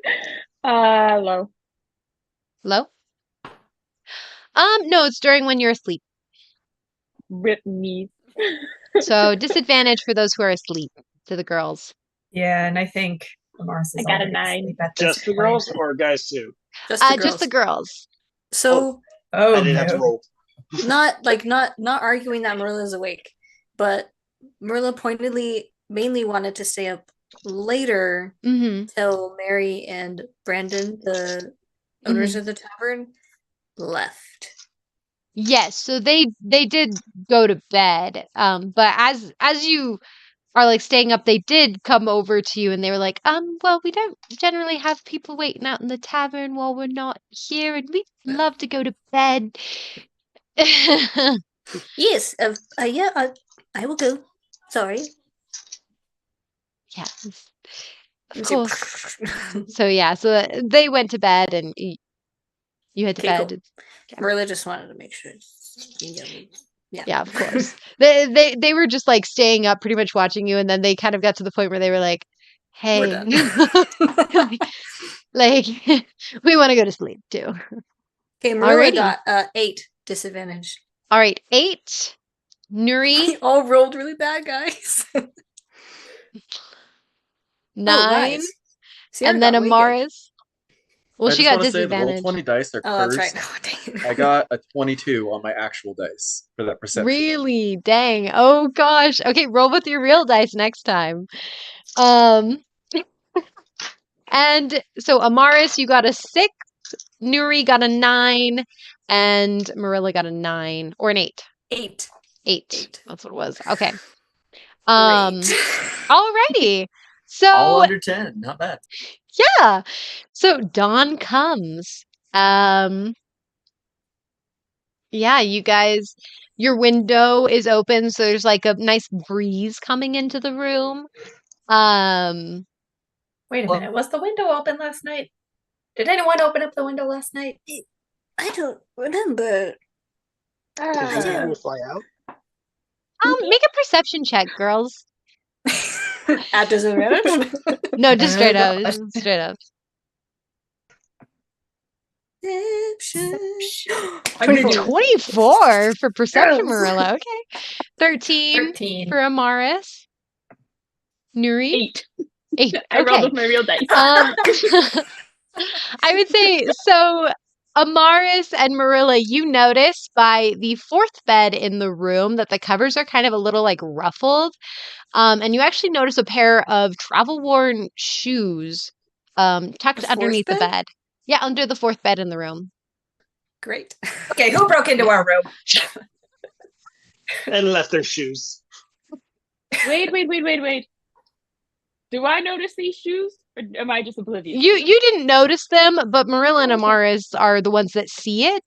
So if they say anything. I don't know whose they are, but for some who's what? reason, I remember that Mary, the wife, the team working wife, woman, downstairs from yesterday, she did say there was the perfect number of beds for all of us when we entered the room. Someone is mooching off us. They're mooching off our on the house rooming. Ain't another part of our companionship or troop, maybe? But whoever they were wasn't with us, so then how would she have... No, I am so confused. Why are their pants here? Shouldn't they be worn? I mean, hopefully they have other pairs, but... There's shoes on the.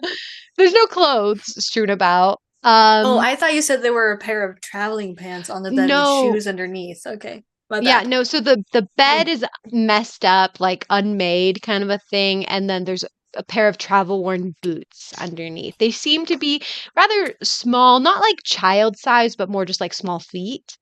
And actually Amaris. Child-sized? Wait. No, I said Child-sized? not child sized. Okay. Sorry, Yeah. my bad. Just Okay. small feet.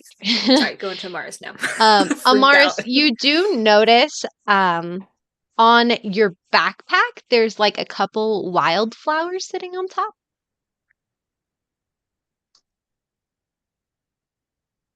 Going to like very cautiously pick up the flowers and just look at them, see if it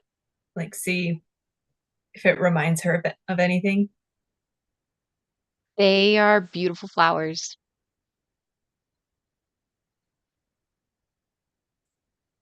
Is there Okay, who nothing the else? fetch did this? And they even left you flowers. That's a little bit creepy, don't you think? Yeah. Me too. Is there anything else around the bed with the shoes and that's all ruffled up and whatnot? Is there what? Is there anything else around the bed? Actually, Like no yes. other There's belongings, there's like there's packs a or- backpack. As you kind of look around, you see a backpack kind of by the head of the bed. Marilla's just gonna dive in. Okay, you dive into the backpack. There's like some adventuring gear in there. You actually notice that there are 2 red potions that you can recognize. They're labeled as potions of healing. There's like some rope, rations, tinderbox. Tin box. Yeah. There's like some simple stuff. If you want to like really investigate the bag, you can roll an investigation check. Yes.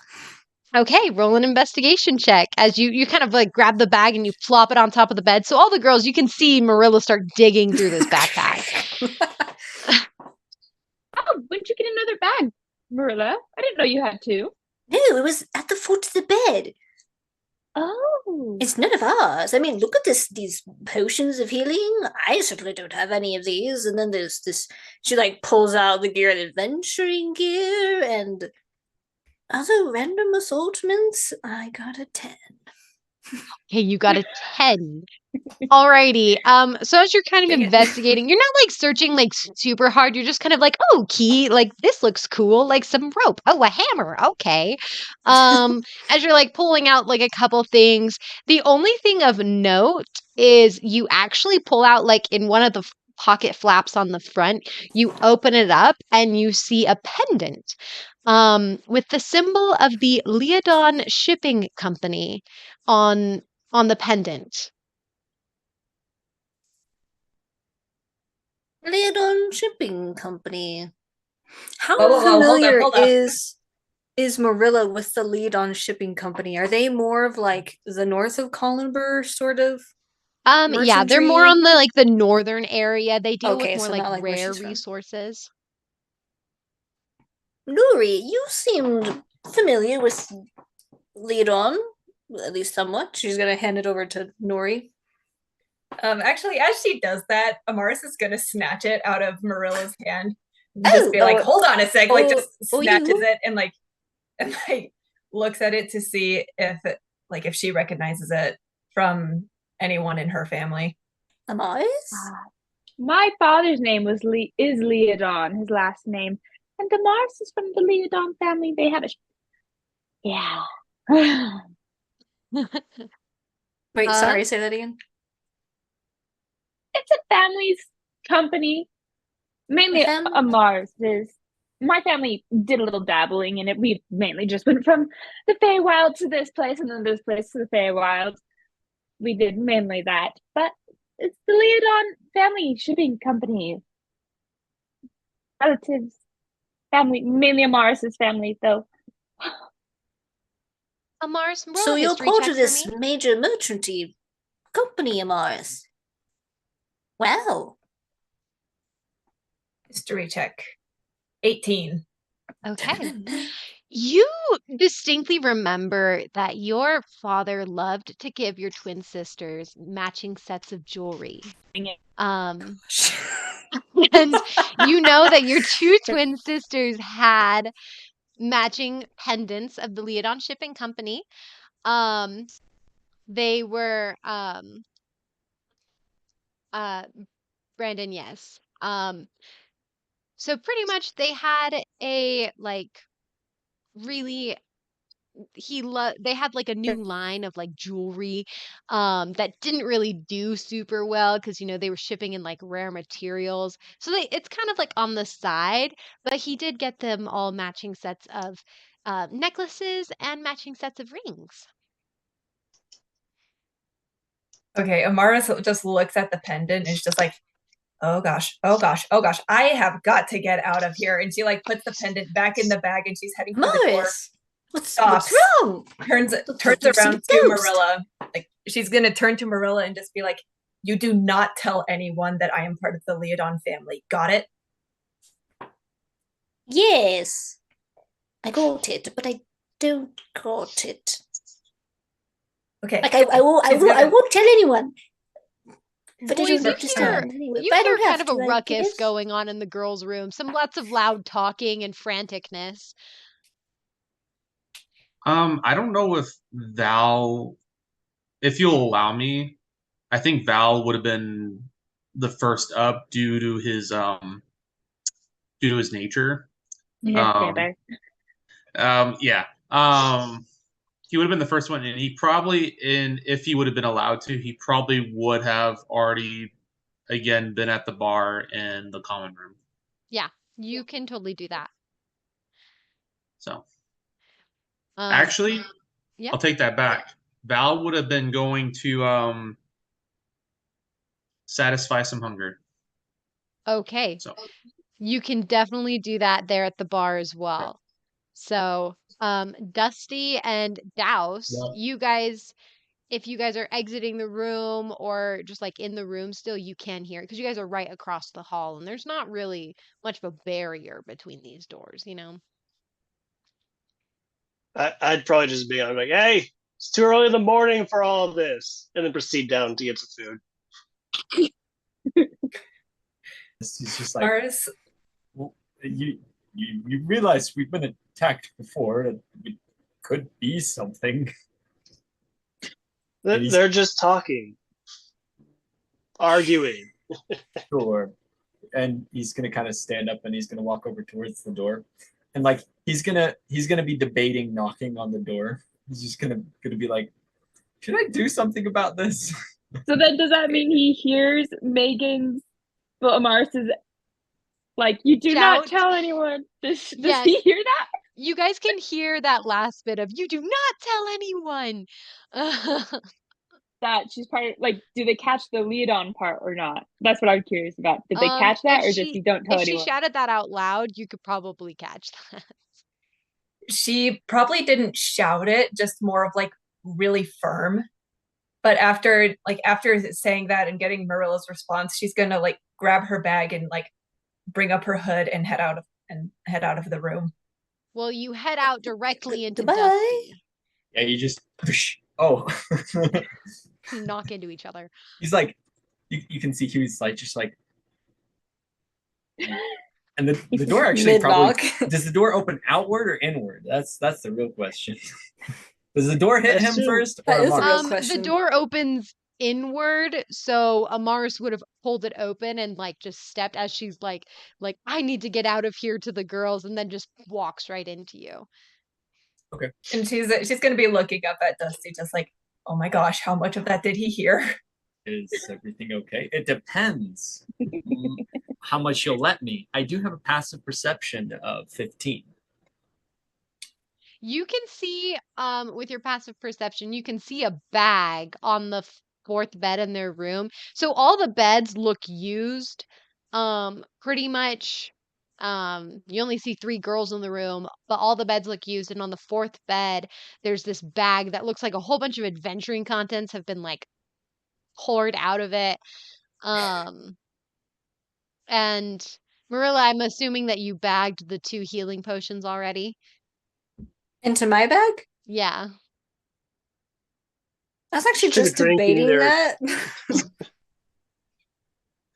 Yeah, we're gonna say she's like in the process of putting them into her bag. Like, well, Yeah. if they're gonna take from us, so much is gonna take from them. Dusty, come in here. Do you recognize any of this? And she's gonna point to the mess on the bed. Dusty's just like, hold on, is everything okay? He like turns to Amaris. He's like, is everything all right? You seem a little We're bit trying to distraught. figure that out. Come look at this. He's just kind of like standing there, like not exactly knowing what to do. Come in, Dusty. High or low? Mars, Hi. Does he enter a woman's room? Does he enter a woman's room upon request? What is his psyche? Right now? It smells a not lot really- better than your room. Yes. Wait, which one did you say, Merilla? Hi.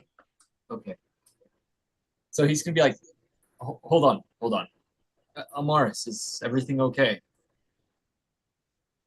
yeah, everything's fine. And then she's gonna head downstairs. Okay. It's like the line out of Avatar: The Last Airbender. Everything is fine, Bossing said. There is no Yes. There is no war, there is no emotional conflict in Harbingers. Bossing Just said kidding. there is no war. Bossing. So Here he we are just safe. just Here kind we of- are free. watches her like walk off, and he's just like, yeah, Marilla. He kind of walks in. Okay, so while you guys go in and you're looking at the contents, I'm going to come over to Val and Douse real quick as you guys come down and you're eating some food. You actually notice that it's just Mary there, and she seems a little frazzled. Um, No. and she is I knew this was gonna happen.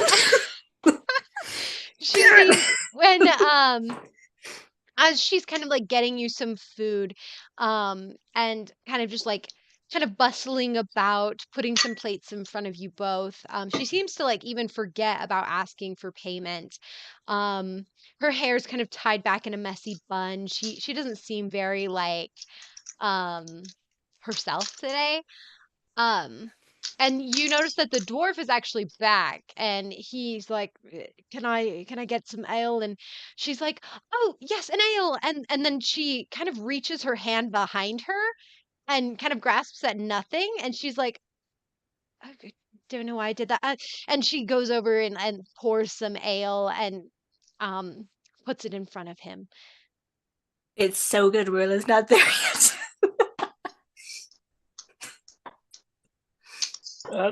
Morning. You seem to be having a. Oh, go ahead. You can go first. Morning. Where's Brennan at this morning? Brandon? Oh. Who's Brandon? And she continues preparing some meals for other guests. Would You, you like a quick hand, ma'am? You seem to be very frazzled. It's all right. Nothing I can't manage. I've been managing it for years, so. By yourself? You were not like this yesterday. But yes, by myself. I've been by myself working here for a year. Let me just start helping you out a little bit behind the counter. No, I know a little bit of cooking. I insist. Please enjoy your meal. It's totally fine. I'm managing. I think I seem to be forgetting some things this morning, but nothing I can't get back into the hang of. So, with that realization of what is happening, apparently yet again, Val will do what he always does when he is not sure what to do, and he will grab his drink and You take will roll a more dice and say high or low. Long sip. a very long draught. Yeah. You take a very long draught. Oh yeah. And he'll finish it off, and he'll gesture for another one.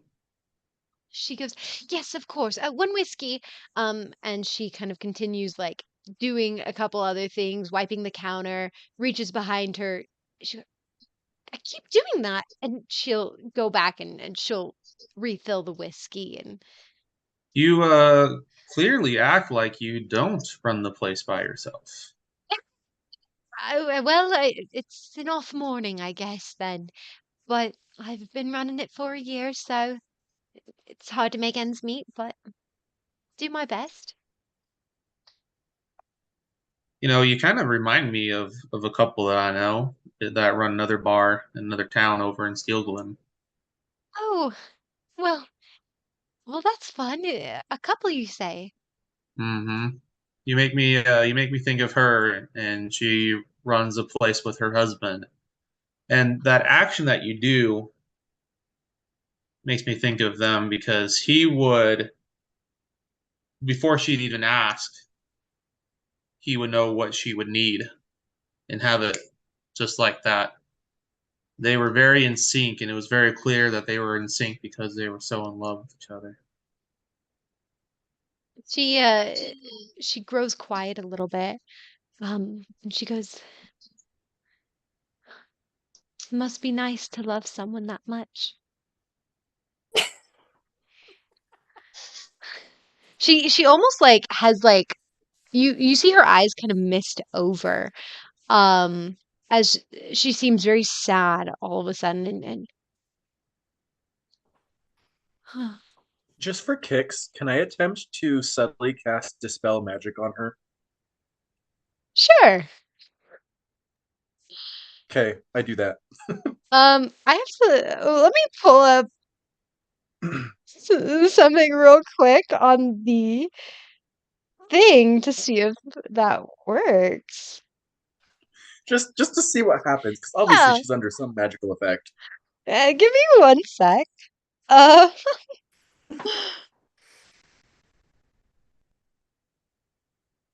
um, Did you want us to hear you, Dusty? Because you're on mute. No, I just like screaming about things I find exciting. Yeah, I was screaming, derailed! It's valid. I mean, Derailed! obviously, I'm screaming right now, just inside. I scream Okay. externally but muted. You cast Dispel Magic.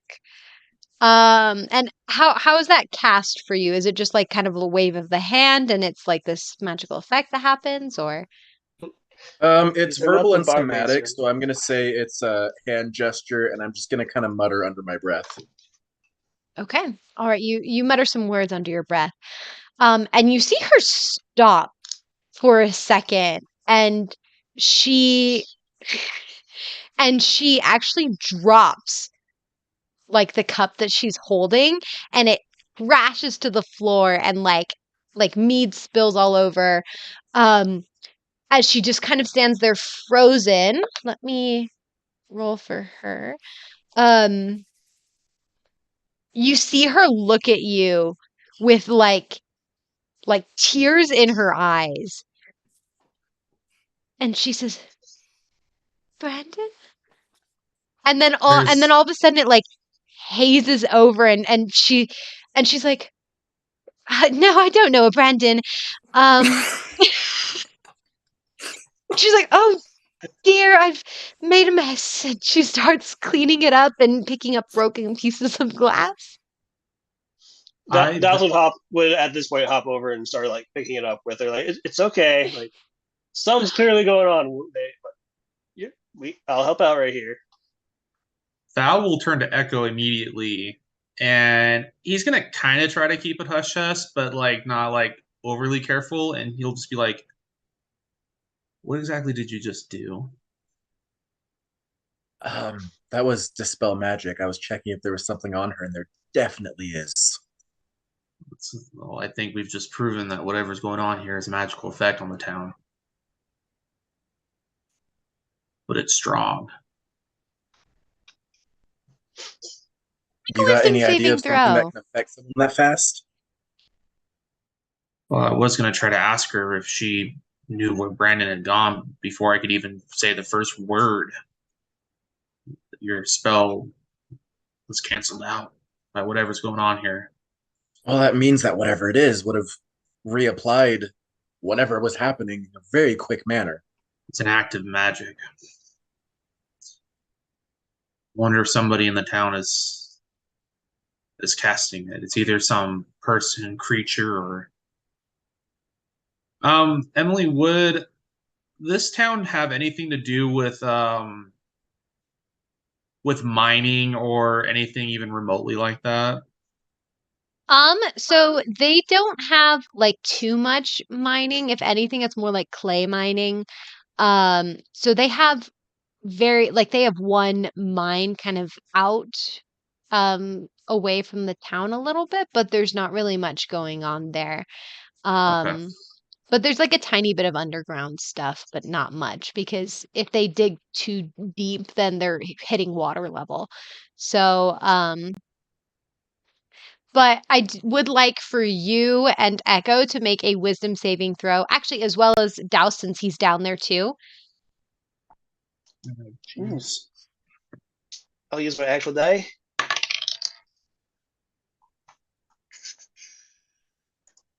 You said wisdom? Yes, That is a 9. a 9. Okay.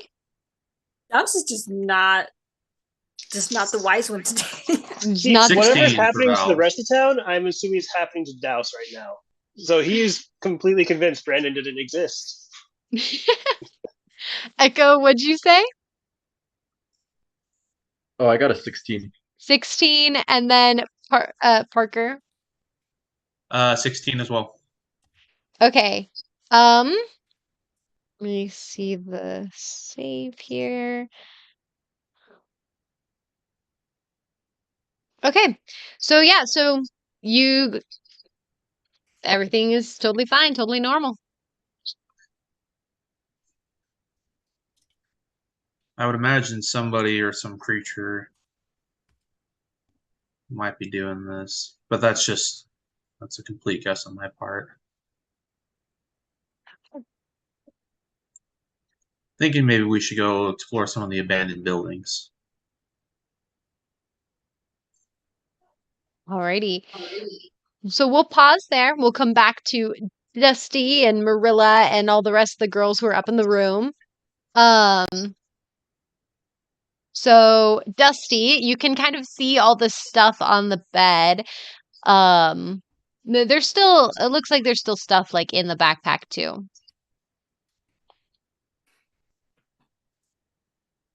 So, Dusty, do you recognize any of this? In its adventuring gear, there were 2 potions of healing. You know, the red stuff doesn't taste very good, but it was good for you. Let me see. He's gonna kind of look through the stuff, seeing if he recognizes anything. And as he's going, he's like, "Why? Did you just find this?" So this is the story. We all woke up, and Amaris said, "Oh wow, the window's open. Who did that? When did that happen?" And we're all like, "We have no idea." So we were like, opened our eyes a little bit wider, and Amaris and I saw this bed, completely dastardly. The mother, I'm sure, would disapprove of not making the bed after they woke up.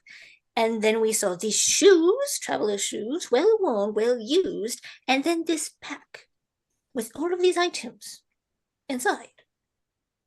Amaris is pretty sure someone is pawning off of us. You know, like, oh, I'm with that party up there, you know. Yeah, sure. Interesting. Nobody was here. You didn't, when you woke up, there was no one else in the room? Nobody. Interesting. So I guess Dusty would kind of start looking through the stuff, seeing what he's able to get from there. Seeing if he recognizes anything. Yeah, make an investigation check if you're going to also dig through the bag again. That is a natural 0. Natural 0. No, that's possible. No, that's When you a have dirty a- zero. When you have a -1 on No, that's a investigation. natural 1, but it's a 0. Because I have a his is -1 -1. investigation, so Oh I rolled a gosh. 0. It's not natural. Okay, It's natural really 1, but it's a unfortunate, 0. at least. It's just Yeah. unfortunate. It's like adventuring gear. That's about it. You're like, okay, that's just a normal adventurer's bag. Amaris is just gonna, no, not Amaris, sorry. Marilla is just gonna be like looking at Dusty as he's just like dumbfoundedly just like staring and be like, oh, see, you're as lost as I am. Well, you know a help. Maybe the others will know something. And she like takes a piece of the adventuring gear and she just leaves. Thank you, Well- Dusty. She calls over her shoulder. While they were digging through that, can I have just been looking through my book for any notes that would stand out about this at all? Because I take crazy notes about everyone. I'm always trying to dig into people's past and stuff and learn everything I can. So like, So Dirty notes? what exactly? You're always taking notes about people's past. Okay. What Like, notes what's have you like happening? written about Amaris? Amaris. Okay, what I have written. Oh, that's awkward. Okay. I'm gonna go back to the beginning. Sorry, it's really loud. So I have written, like actually written since the campaign. Like I have stuff about like when we were, backstory. You know, Mhm. she was at my wedding and stuff. But since the beginning of my campaign, Wait, you have it written down that she was at your wedding? Yeah, Okay. Continue. part of my backstory. So like I have the stuff that is like that I know of for sure. I've like written down. I've been keeping this book forever. Okay. And I'm always writing things down about people. And so I have that she was rumored to be going to the mist. Her parents went after her, but then she wasn't. Instead, she was in this goblin camp. And then we let's see.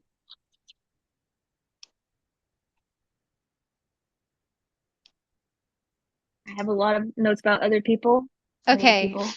Alrighty. So like, So Amaris, Dusty, what I'll Merilla are say respectively. is what you find as you're kind of searching through your notes. What exactly are you looking for? Notes about people I don't remember. Like, Okay. Roll. was there someone with us? I guess you wouldn't roll investigation in your own book because you're just like going through it. Yeah, so you read this entry right next to like Amaris at the goblin camp. Or actually at the wedding. So like you're like going back almost through your journal kind of a thing. Mm-hmm. And there's like this thing of, oh yeah, Amaris and Dane were there. And Dane? then yes, Dane, Dane. Yeah, like what? What a coinkadink. I know, right? No, Not Douse, me, the actual character. the yes, person. Dane was there. Dane Selch was there. No, so you remembered, and Dane was there. And then you remember at the goblin camp, this memory as you were writing down pretty much all the specifics of what happened. Um, you remember writing what? What? Oh, sorry, I thought you said something. Okay. Keep going. Yeah, you remember writing about how you encountered both Amaris and Dane at the goblin camp, and that was wild. Um, and you you remember writing down around the campfire that Amaris and Dane were searching around the camp. This is after you had Val and Echo there, because it seemed like Dane lost her ring and she couldn't find it. Um, and those are some of the little things that you have written down. So there's this person named Dane. Yes, Dane. Who has a ring. Who has a ring in his pocket. Oh, that's true. Douse does have a ring in his pocket, although we don't know that. Yeah. And then this other girl, Dane, lost a ring. Oh gosh. Oh gosh. I've been looking at these notes, and I noticed these inconsistencies, and everyone at this point has left except for Dusty. So I'm just like kind of horrified with my book, look up. I'm like, Dusty, Yeah. do you remember anyone named Dane? No. Not really. But a friend of yours? You don't remember either. You just know what your book has said, Nuri. I don't know. But what if I tripped over Dane yesterday? It wasn't the ground, it was Dane. Maybe. What do you mean, Dane? Like, I don't know. okay. I have written here that Amaris and Dane were at my wedding. That means Dane would have had to be family. Okay. I was very particular about who was at my wedding. Literally, it was only family. Literally. Direct family. And Amaris, because she's just a but Dane. Is Dane a boy or a girl? And then it says Amaris and Dane were at the goblin camp. And then it says Amaris and Dane looking around camp for Dane's missing ring. Uh-huh. That is kind of concerning. So you're saying there's this person, and you don't remember them. I've never met them, but I guess if they were at the goblin camp, I should remember them, correct? Yes. It sounds awfully familiar. Not the person, the scenario. Well, you were there at the goat. Well, yes, but like family going missing. That's what we saw with the Tough Hammer family. No. This is not my daughter. She's like, I mean, you said you had a child at some point, correct? Yes. I have a son. He's 10 years old. Okay. Well, it wouldn't be one of your children, because if it was at your wedding, you wouldn't have. I mean, theoretically, you would have had. You don't know her. No, I had no kids yet. Okay. No. Oh my. No. And he's just like, yep, nope, sorry. Yep, she So, was super friend, married when she family. had kids. Family, friend, super married. She still is. Super married. And he's But just she's kind of a like, child. so then it's possible the town isn't the only one, aren't the only people affected by this? No. When did you stop taking notes? When did the names stop appearing? It was the previous night when the ghosts attacked. Actually, the last note that you have in there was about all of you guys in the tavern. Because you journaled. Was Dane mentioned in that? Because I literally journaled what people were doing. Yeah, It's you true. journaled that Dane actually went out to go pick some flowers. And more flower. You said you wrote out about your experience with Amaris, and you said that Dane noticed that she was sad. And you notice, and you write, you see this one line in there that said, you saw that Dane went and put some flowers on her sister's bag to cheer her up, and you thought that was a really kind gesture. And you notice the term her sister. Dane's a girl. I just saw some more notes. She's a girl. Okay, so she's a girl. She's not my child. She's Amaris' sister. Laura's sister. Wait. Yeah, no, this proves it. I would have at least seen her, talked to her. What do we do? Maybe we can jar your memory somehow? Well, we tried that. Maybe we could try drawing of Maris's. They were sisters. They were Our sisters. sisters? Our sisters. Unless she's dead. Let's not think that she's dead. It's like, that's worst outcome. We don't know. Missing. She's missing. We don't know where she is. Yeah, she's missing. She's missing. Why was Amaris upset earlier? Why was she? Because she saw a medallion that she recognized from a family's business. Mm-hmm. It was, a business symbol. Okay. And I think she thought maybe someone stole it. Stolen. Maybe she's off to go find who stole it. She said everything was fine though, and he just kind of shakes his head. He's like, I have no idea. I think we should go ask everyone else. Maybe someone else remembers things. Yeah, let's ask around. Everyone else in the party should know.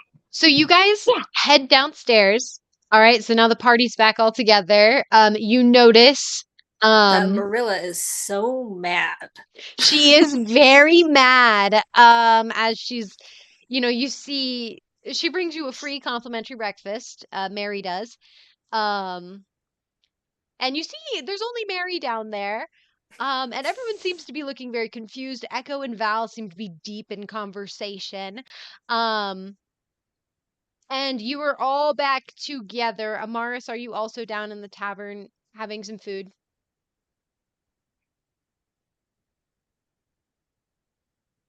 Yes, she is grabbing a quick bite to eat, looking around, making sure that just making sure that she's not being watched or followed. Yep.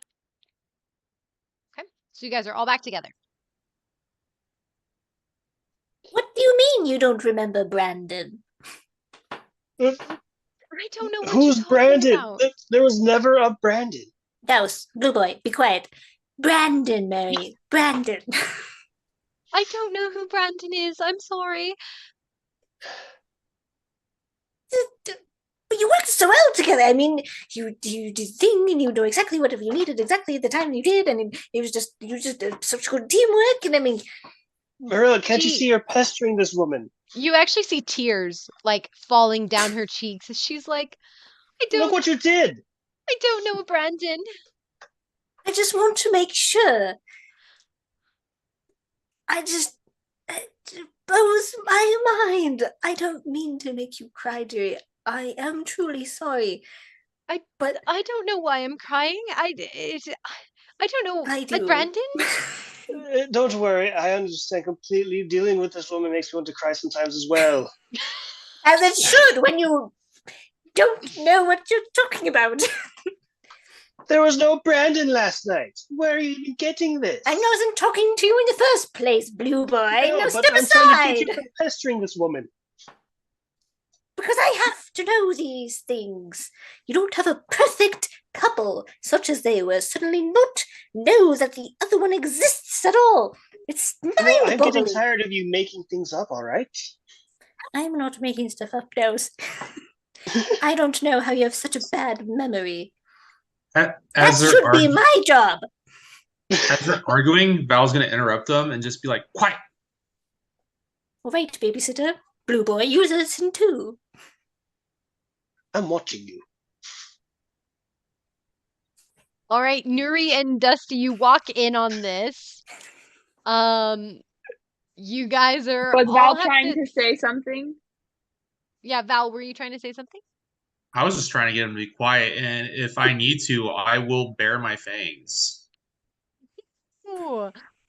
Because in Val's mind, not only is it like kind of a pointless argument, but it's really upsetting her, whether she remembers or not, or whatever's happening to her. It's upsetting her, and there's no point because she's not remembering.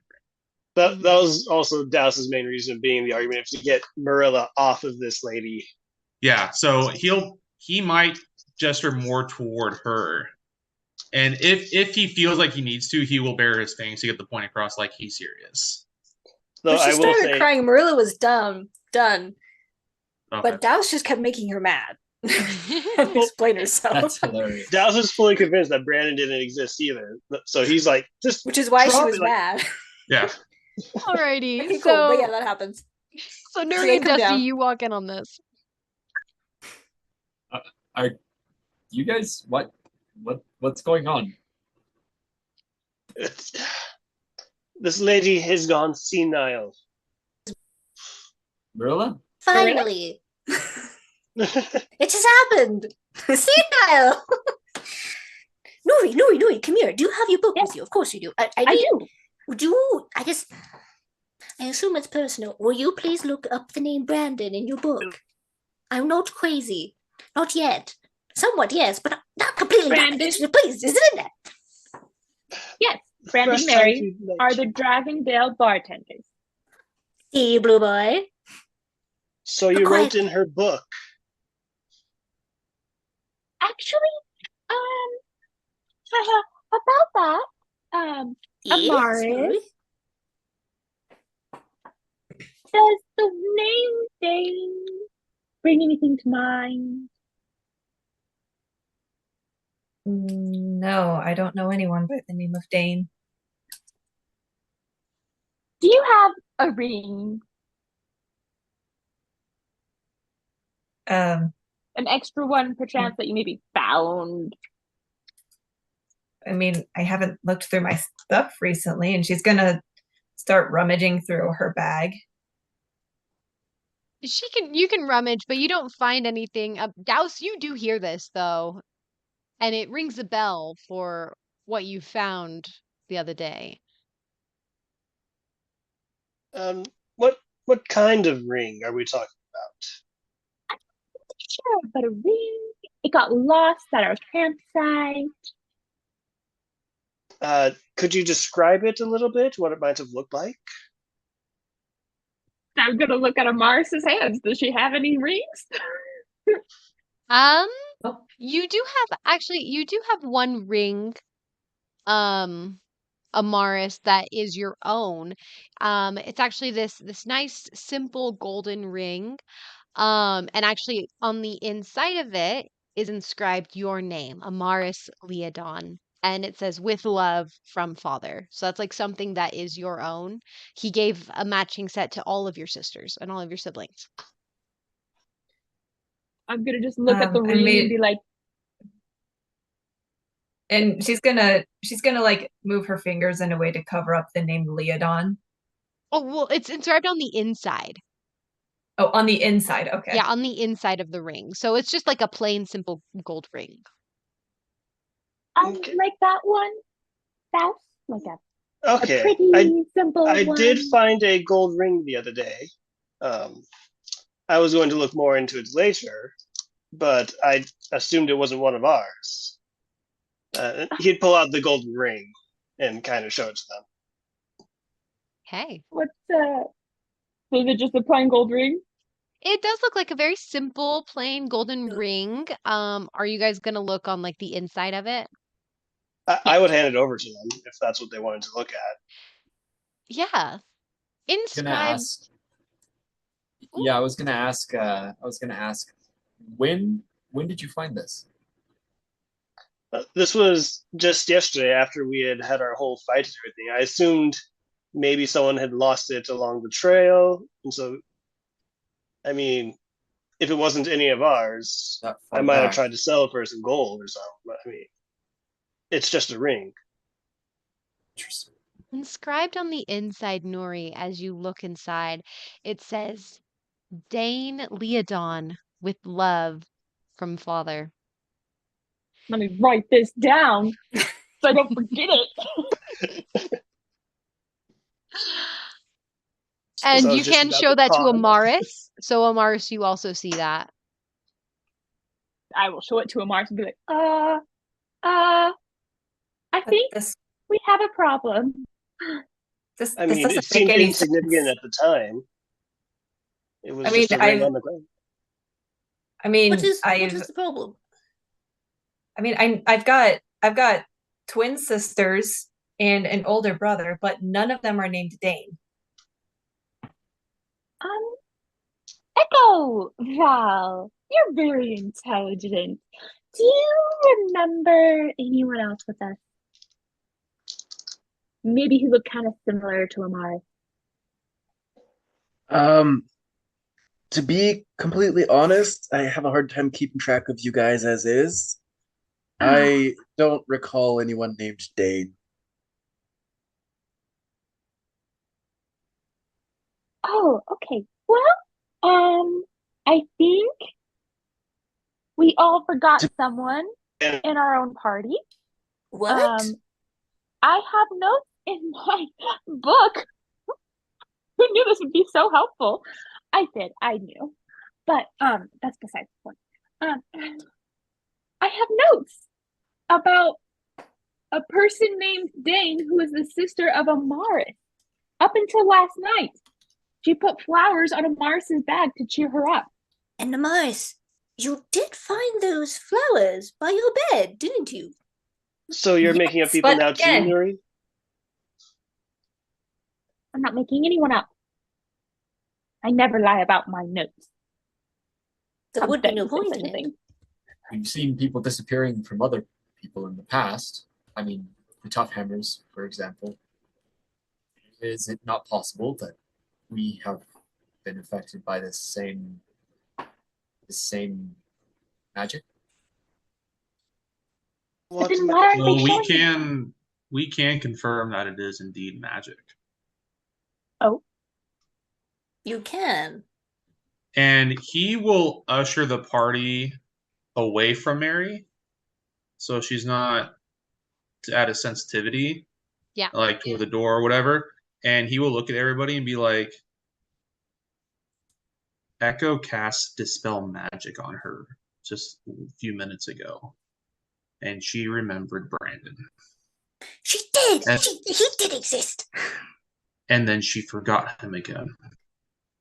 That would as explain it quickly all. as she did. So Because whatever's of the momentary happening, pause. whatever's happening is indeed a powerful magic going on. And I'm not too surprised that it's starting to affect us as well. We need to find out where it's coming from and put a stop to it. Congratulations, all. You signed up for something way bigger than you planned on. Welcome to the Adventurers Guild.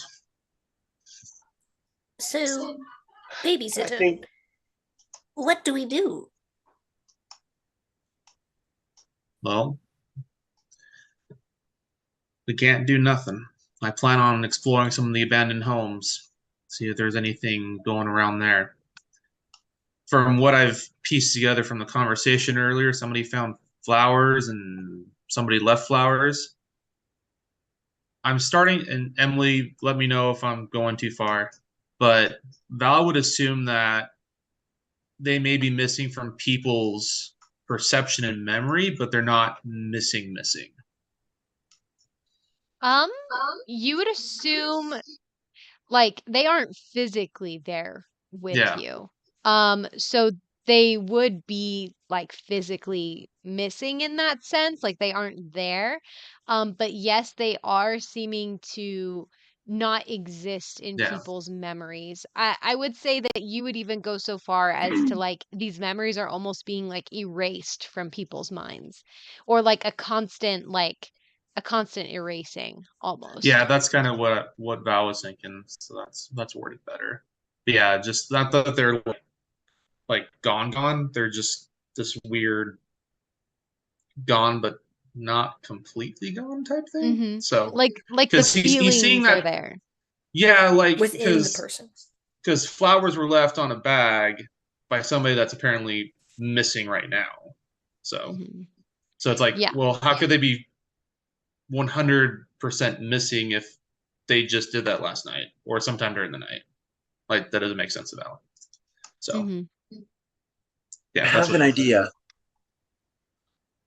Does anybody have access to protection from good and evil? No. Any clerics, paladins, warlocks, wizards, anyone who would have that kind of magic? I study necromancy. she I'm is still the evil. We need disturbed to by protect that herself. fact. I feel like it might be helpful if we're dealing with something that is constantly affecting our minds to have a protective ward up, but I guess not. Emily, would there be anybody in the town that would know that kind of magic, like a wizard or a cleric? You know that the clerics here, there's like one like Temple of Solaris here. They might know some spells like that, but there's like very few. This town, it seems like well, from your memory, there weren't too many, but there are a few from what you remember. So you could probably go there and ask them. Um you Yeah. So that would probably what you remember is of people who can cast that kind of stuff. You also think that maybe the local librarian might have like some lore or might be able to shed some light. Also investigating the homes like you were saying earlier, some of the abandoned ones might shed some light. So like those are kind of like three different like spots that you can think of. Okay. And Val will look at Echo and be like, I think I see where you're going with this, my friend. It might not be a bad idea. But I worry that if we're not proactive enough in solving the case quick enough, then we may not realize we need it. I mean, to be fair, we've already lost one member of our party, apparently. Yes. So, I don't believe any of you guys are that we had even another member of our party. If you You're guys wrong want to keep about going on Brandon, with so I don't want to hear anything of it. if you guys want to keep going on with this, you can. I will go to the police station and actually look for people who are missing and existed. And he's gonna kind of start walking out of the tavern. Merilla just gives him this like, what the heck look. guess he was. Everyone make a wisdom saving throw for me. Are we all gonna forget Douse? Oh, dang. We're rolling 14. really bad. No. Oh, fetch. Oh, 18. Nuri did good. 16. 16, 18. I What'd got a you get? 10. 10. Nat 20. Echo nat 20. Okay. So after Echo, who got the highest one I think that's me. with an 18? Yeah. Okay. Alrighty. So, just to make this easier on myself, can everyone subtract 7 from that and then just tell me what they got? Subtract 11. 7 from what we rolled. Negative Yes. 1. -1. Because Okay. I rolled a 6. I rolled a 3 then. Okay. I rolled Negative 7. 3. 9. You literally took away my roll. I know. Completely That's vanished part mine. of the I thing. 13 still Every technically. single 15? Okay. Okay. 11. Alrighty. So pretty much, this is an out of game mechanic. Part of it is that every single time. So when you guys have been like, "Oh, we got a really good roll," because I remember Merilla was like asking me about that. Is every single time I've been subtracting numbers from it. So, so actually, Echo, you for a moment, it's almost like you hear this very faint, soft melody. And I need you to make another wisdom saving throw. I'm gonna roll again. Nat Is it 20 another nat 20? nerds. Please be another nat 20. nerds. Is it another nat 20? Nat 20 nerds instead of nat 1 Name nerds. change. That would be a 16. 16 minus 2 this time. So that's 14. Okay. You managed to retain the fact that there was this music, but suddenly you don't hear it anymore. And it's just very like on the edge of your memory of like this faint melody, and that's it. But you don't hear it anymore. Yeah. I'm just gonna look around and be like, did you guys hear something? No, Or what? nothing. Douse, don't be ridiculous. Come back I here. didn't hear anything. Y'all are going crazy. No, Douse. You are a person. I'm gonna look around for if there's anyone performing or singing or anything. No, it seems like the bard who was there yesterday is actually enjoying a nice drink. There's no one playing. Dang it. Douse high or low? Let's go high this time. I'm either out the door or at the door at this point. So if this, whatever happens here, is going to be probably the last thing. Yeah, Douse is following, or Dusty's following him. He's like, I'll grab him. Okay, He's gonna follow along. so He's headed to Dusty. the police station. Okay, Dusty and Douse are going to the police station. What is everyone else doing? I'm gonna Douse- call back. Oh, go ahead. No, Val, you're so much smarter. You go first. Please. By all means. Please go. Val's gonna look at Echo and be like, we need to do some proper investigating. I suggest we start looking at the abandoned buildings because I would imagine that's where the missing people live, or at least a higher chance of where they might have been living whatever I they are agree. right now. So, and he'll look at everybody. He's like, you guys are welcome to join us, but we got to get moving with this investigation. We're on a time crunch. And so he'll also head out the door to go look at abandoned buildings. Yes, yes, this is true. Merilla's going to ask the barmaid, like going back for some cotton that she might have, because I'm pretty sure Merilla doesn't have any cotton. Yeah, Like puff she can. cotton. Yeah, she can like give you some cotton. Thank you so much, Mary. And she's gonna dig around in her pocket and give her 2 copper pieces. She It's takes it. not much. I am Yeah. truly sorry for what I did earlier. I don't even know how to apologize. You were totally fine. I don't know what came over me. Nor I By all- myself. Okay, it seems like it's an off day for the both of us. So, well, I Yes. hope your yes. day is good. Adventuring goes well. Thank you. And she's gonna. Okay. I was you now planning have on doing that cotton. before, so I'm promising I'm metagaming. I had a plan. Okay. So now you have cotton. She's gonna stick it in her Um, pocket for now. Nuri? I'm gonna start following Val. I'm gonna trust. Val and Echo? Actually, high or low, Greg. Ooh, hi. So actually, she's gonna follow Dusty. She's gotta keep him in her eyesight, and she's like dragging Amaris with her. She's trying to. Marilla's going with the babysitters because she knows how to be babysat. Okay. All right. But Oh, no. on the way, I wanted to call Houdini back and ask if he's thought anything. Oh yeah. Oh, Like, yeah. Do you remember a day like Houdini? Animal powers, come on.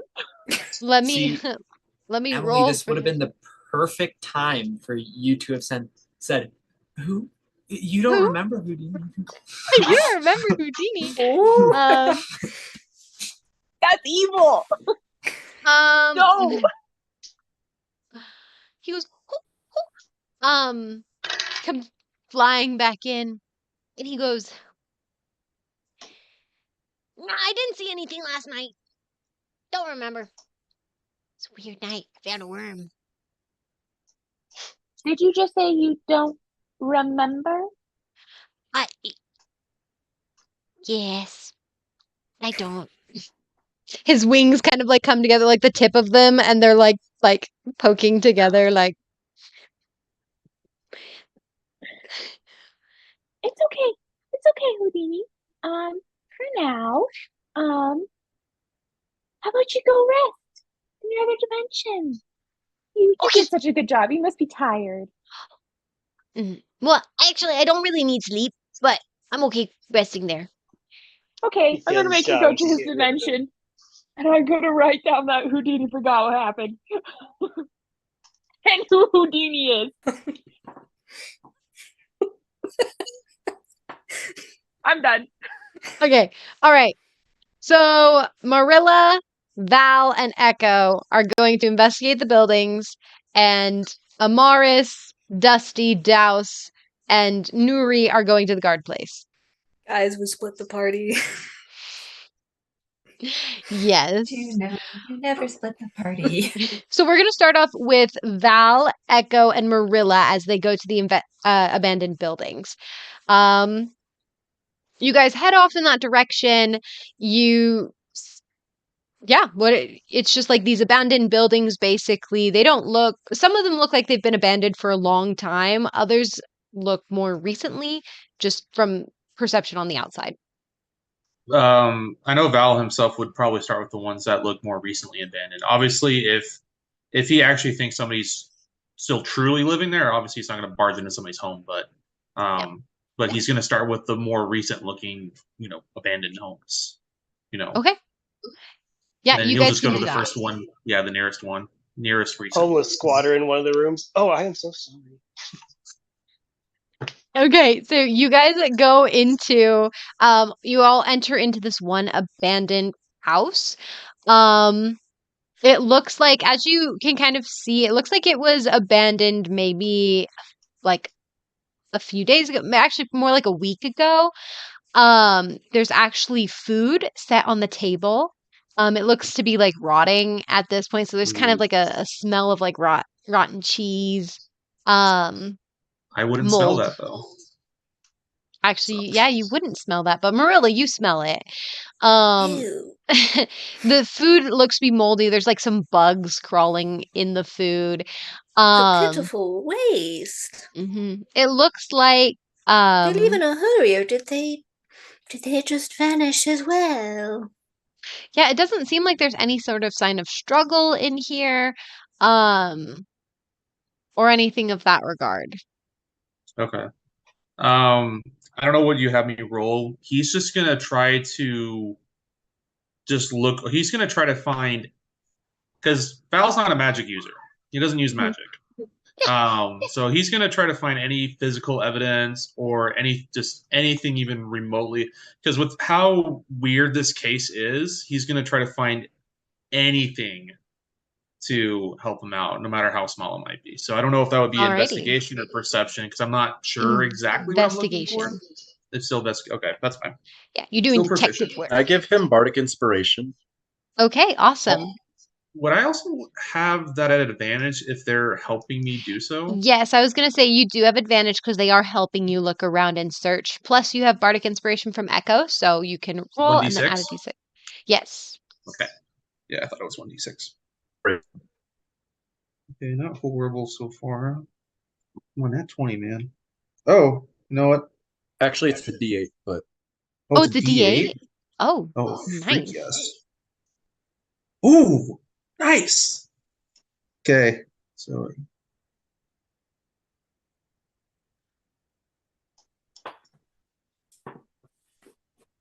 I got 30. Oh, heck yeah. 30! What? That's the kind of roll you want when you fight a dragon. 18 plus 4 plus 8. Man, you put on your detective hat and went Sherlock Holmes on this house. So Oh, man, my character's doing what he was made for. you are investigating and you notice faint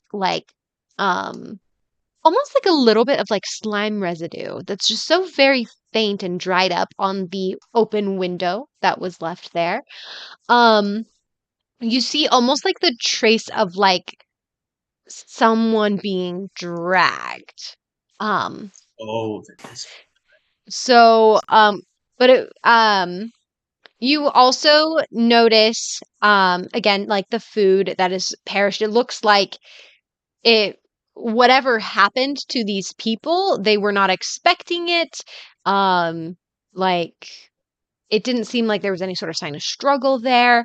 Um, as you kind of like you follow the drag kind of because it is kind of like a mesa clay building. So it's in like the dirt. You actually see this groove in the ground of like almost like a very thick snake, almost very thick, like being dragged through. And then you see kind of like prints of where a foot or maybe a hand would have been like dragged, traced in the ground, out towards the window. Um, and as you're kind of looking around it brought kind of to through the bedroom window. So it was like you were in like a kind of a dining room area and it brought it through a doorway into this bedroom. And you can kind of investigate here that there are signs of a family that lived here. There was, a couple. There were signs of two children that lived here. And we're actually going to pause on that note as you're still investigating, and we'll come right back to you guys. Yes, Merilla? So as we're investigating, Marilla's going to pull out the cotton that she got. She'd be like, babysitters, but just so you know, I don't want to hear the sounds of my own screams when I die, so I'm going to be putting these in my ears. So if you want to talk to me, you need to speak rather loudly. And she's going to... Okay. This was my plan. This is before. So you stuff the cotton in your ears and you now have the deafened condition. Perfect. I was Alrighty. thinking like these guys want to get in the adventurers guild. All right. You're like, wow. Because I feel like he's going to be asked a recommendation. They put cotton in their ears. They forgot someone. Oh, So Oh I gosh. just thought it Okay. was funny. Okay. Hey, he Hey, forgot they someone did too. too. Hey. Yeah, but it's True. like it's like towards the end of all that you just said. Yes. Anyway. So you're doing all that investigating. You put cotton in your ears. You're currently in the bedroom. And Echo, you're also in there investigating. And we are going to switch to the other group real quick as you guys make it and arrive at the guard place. Okay. I mean, I'd probably just storm on in, a little bit annoyed with the people behind me who are adamant that we had another member. Okay. You storm on in. There's a guard at the door who's kind of like, hey, okay. And you just go on in. You see Varian kind of like sitting at this desk. He's actually kind of like whittling with like a charcoal pencil for a minute, and then he sees you and he like puts it on, he like smacks it down on the table. He's like, what can I help you with? I'm having a little bit of a stressful morning, so if you can make this go smoothly, that'd be wonderfully. Well, I'm I'm just. very down with smooth. Why, thank you. Do you have any missing person, like people who've gone missing that we can kind of look into? No, Val was talking about that the other day, that you guys were investigating a missing person. Yeah, I'm just asking for it in general, if anyone has gone missing that you know of. No, town's been normal. Animals have been skittish. They've been That's about skittish. it. Do you know how long they've been skittish? They've been skittish for a little while now. Couple months. Couple months. All right. I was really hoping you would have people that had gone missing that I could look into, but Yeah, no, everyone's doing fine. We've got lots of stuff. Tavern's doing well. Mary's holding up as she usually does. mhm. Yeah, she seems a little off today. Just so you have a heads up. I mean, something's going on, but Oh, well. the weirdest thing, my companions believe that there was another person with her. It was, Yes. Another person? Yeah. Mhm. What do you mean? A Brandon. like they came up with the name Brandon Brandon. to suggest that she had a husband or some sort. Man, that woman is a wonderful woman. She would do great with a husband, but no, she's been on her own. She's been a good person around the community. Um, yeah. Mm-hmm. Do you know who we could talk to about those animals? Because I mean, I don't want to go back empty-handed, so maybe this is something I can look into. The animals, they've been skittish for a couple months now. Um, it's like they're almost like seeing something that isn't there. It's kind of weird. Wasn't there like a some kind of an older gentleman? Dusty kind of turns to the party. You had like a donkey goat. Oh, are you talking about Gerald? Yeah, Gerald. Gerald. Oh yeah, Fellow. he's awesome. He owns a donkey and a goat Well, if we're trying to And dogs. and try dogs. to He's got the figure out dogs. information about the animals, we might want to go talk to him. Yeah, he's pretty good at managing. Everyone has like their own animals here. We've got a lot of livestock. But he pretty much knows anything there is to know about an animal. Well, we'll look into it. Let you know if we find anything. Alrighty. Yeah. Thank you for your time. Sorry, random question. Wait, let me look at what his name was again, so I don't. I literally wrote it down. It was like Varen? Varian. Not It's Varian. Varian. Yeah, Varian. I had a T in it, and I was like, "That's not right." Yes. Sorry. How many girls do you remember being in our party? I'm just In a question. your adventuring group? Yes, when we stopped by yesterday. What were they like? Poor bud. I remember there being an old lady, and then you two, women.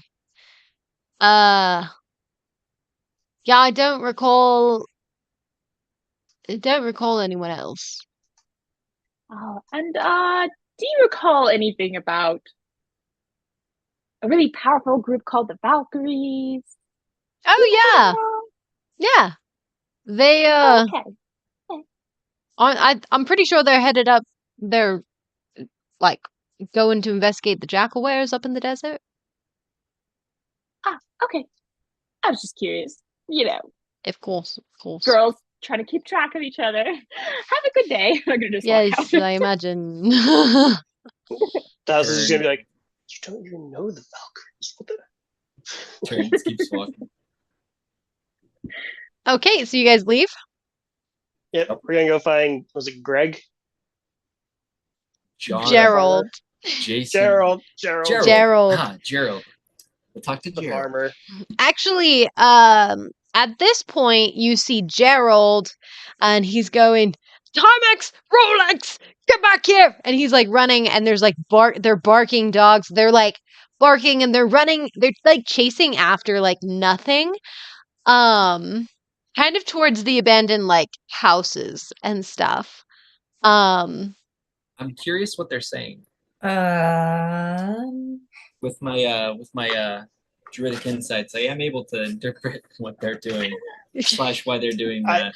Are I you? would Can book you off understand chase what? after them. Can you understand what they're like barking? Is that what you're saying?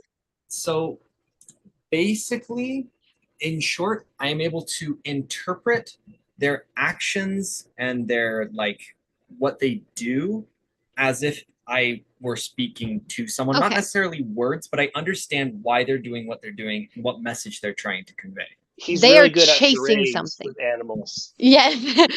You would be spot on with charades, but they are chasing something that they deem bad. And they seem to be like sniffing after it. I'm gonna say, are you guys gonna like go after Gerald? I'd be to lend him a hand. I'd be going after the dogs. Okay, so he's trying to get his dogs back. You guys kind of run with him to go get the dogs. I'm trying Mer- to see what the dogs are after. You can see Yeah, me ahead. too. Make a wisdom saving throw. Just her or everybody. The people who are trying to see what they're chasing.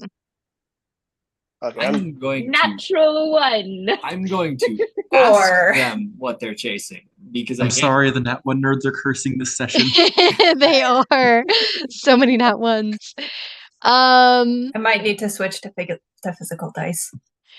Okay, and you got a 4, Megan, and a nat 1 from Sierra. Yeah, you guys don't know what the heck they're chasing. And Dusty, you're casting a spell?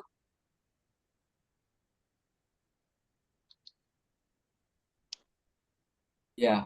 Basically, I'm gonna use my Speech of the Woods feature, which allows me to speak to the animals. It says most beasts lack the intelligence to convey or understand sophisticated concepts, but a friendly beast could relay what it has seen or heard in the recent past. Okay. And Dusty's going to call out to the dogs. He's going to say, "What are you two chasing?" And you just hear this like growl as they're still like barking and stuff, and they're like, bad snake, bad snake. That snake. He kind of turns to the party. He reiterates, "They say they're chasing a bad snake." most snakes are bad. Let's. Snake. You guys are. I'm not even part of that. I'm chasing the dogs. Trying to Yeah, you guys are going after them. So Merilla, Val, and Echo, you hear some barking coming closer. Actually, Merilla, you don't hear anything. You're just like chilling. You're just chilling. And Merilla, you kind of turn into the bedroom. Echo, are you going to go into the bedroom as well with the investigation, or are you just investigating the rest of the house? I am following Val around and Okay. basically just double checking whatever he investigates. Okay. So you kind of follow him into the bedroom as he's like investigating this windowsill that has like kind of the slime on it. And Val, you turn and you look in the mirror at this thing. And Merilla, as you don't hear anything, you see kind of like out the window this almost like snake-like tentacle um coming through the window. And Val, you see it in the mirror and you distinctly see this tentacle kind of curling out. Echo, make a wisdom saving throw for me. Behind you! Assistance? You can actually, it would. Oh. I You're have a saying question. behind? Yeah, make it with advantage. Yes, Val? I have a question though. I'll let you decide. This was my thinking as you were describing this. If Val saw something weird coming through the window, I feel like he wouldn't have hesitated. He would have like slashed with his rapier. He would have chucked a dagger behind him. Like Okay. he would have used that. Like this is something that's not good. Would you have So- turned to go and do that, or No, would you have just actually, done it I looking would in the have. mirror? In Val's mind, the mirror is the only thing that's allowed him to see anything like supernatural. So he's gonna continue to watch the mirror, Can and Val he's see himself? That's a good question. I think he. Vampire. You I probably mean, he's not a would. full-blown vamp. Yeah, I was gonna say he's not Yeah. a full-blown vampire. Okay. So Yeah. we'll do the knife thing after we follow up with the Echo bit real quick because this is all happening at the same time. Okay.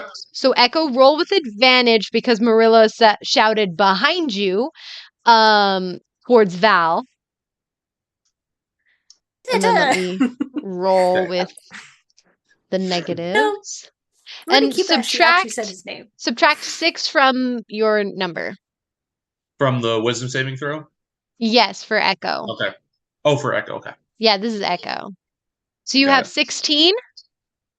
Okay, that succeeds. So you actually catch a glimpse of this tentacle for a moment, and then I need you to make another wisdom saving throw with I'm advantage. gonna go on a hunch, and when I Yes. see the tentacle, I'm gonna cast silence on the room. Okay. You cast silence on the room. And you see it. You don't have to make another wisdom saving throw.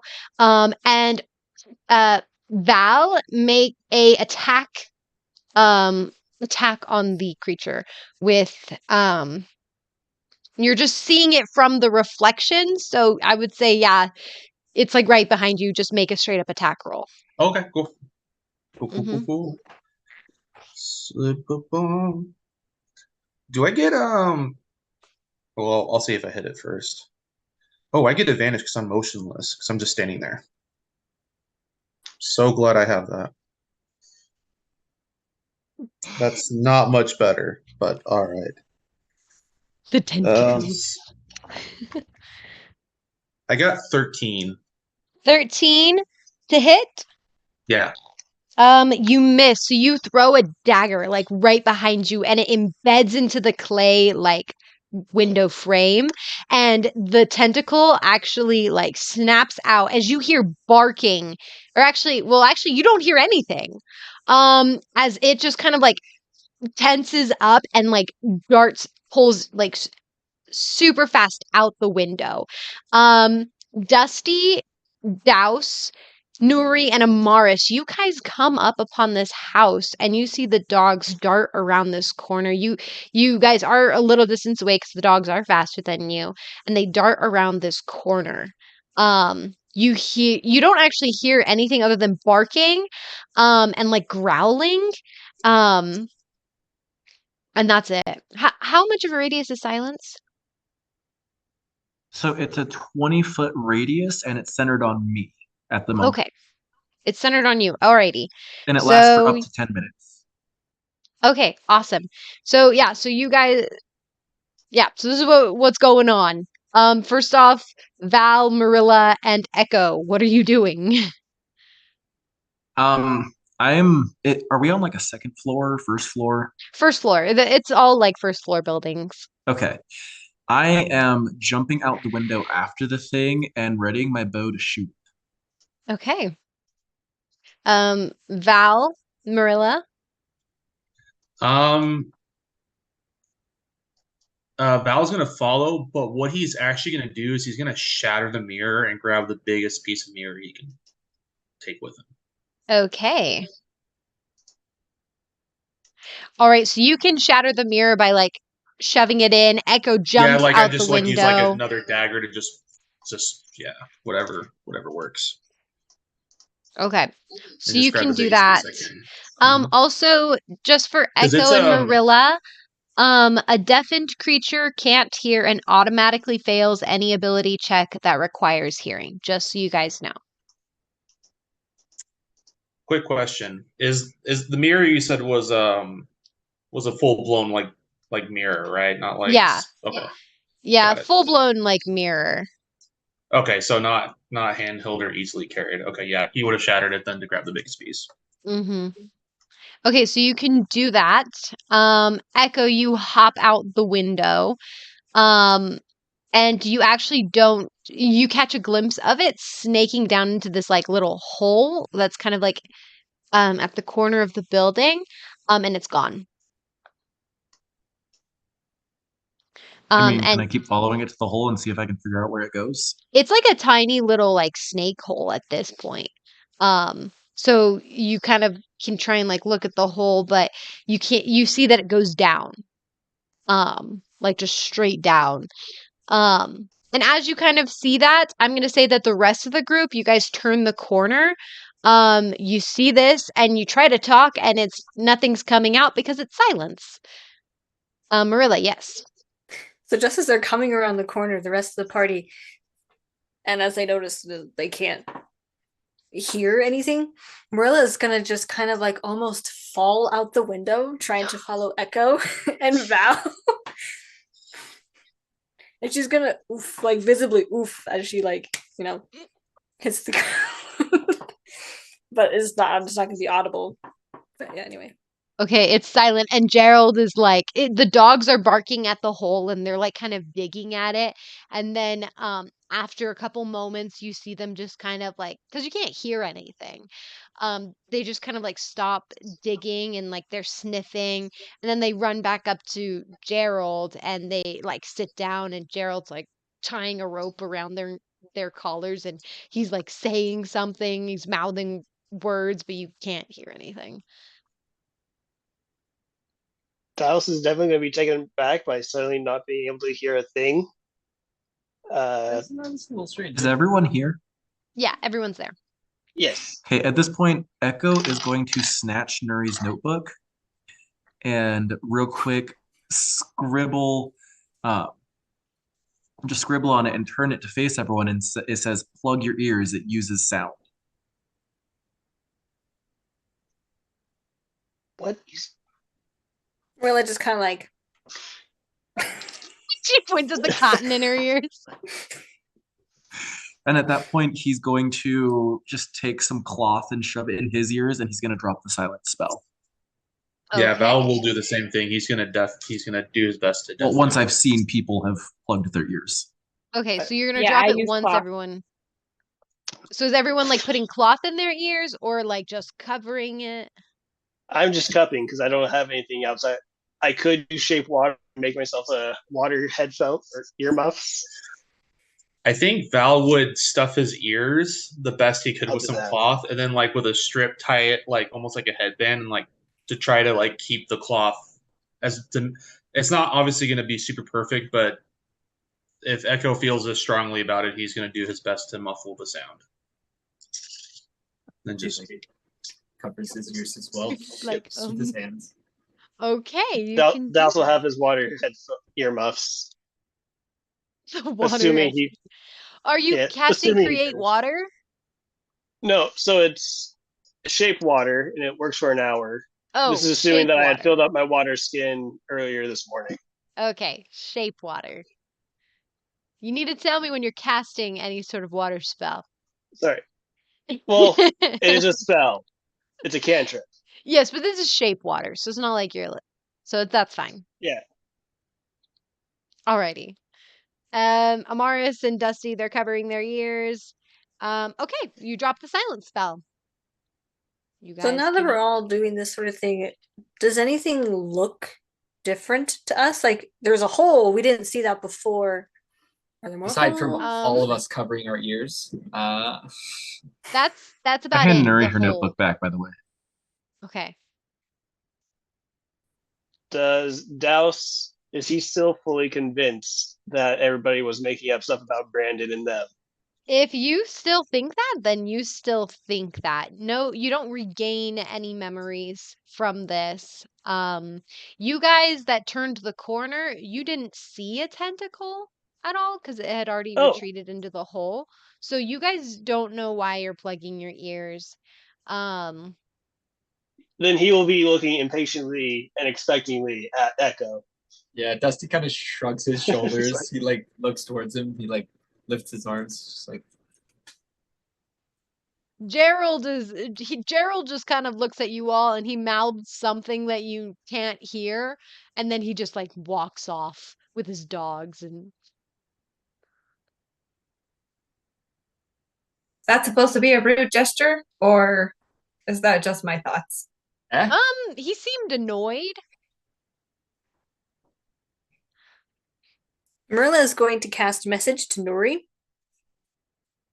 and say, "Wasn't that Gerald?" Yes, it was Gerald. I think you can actually respond with message, but it's limited.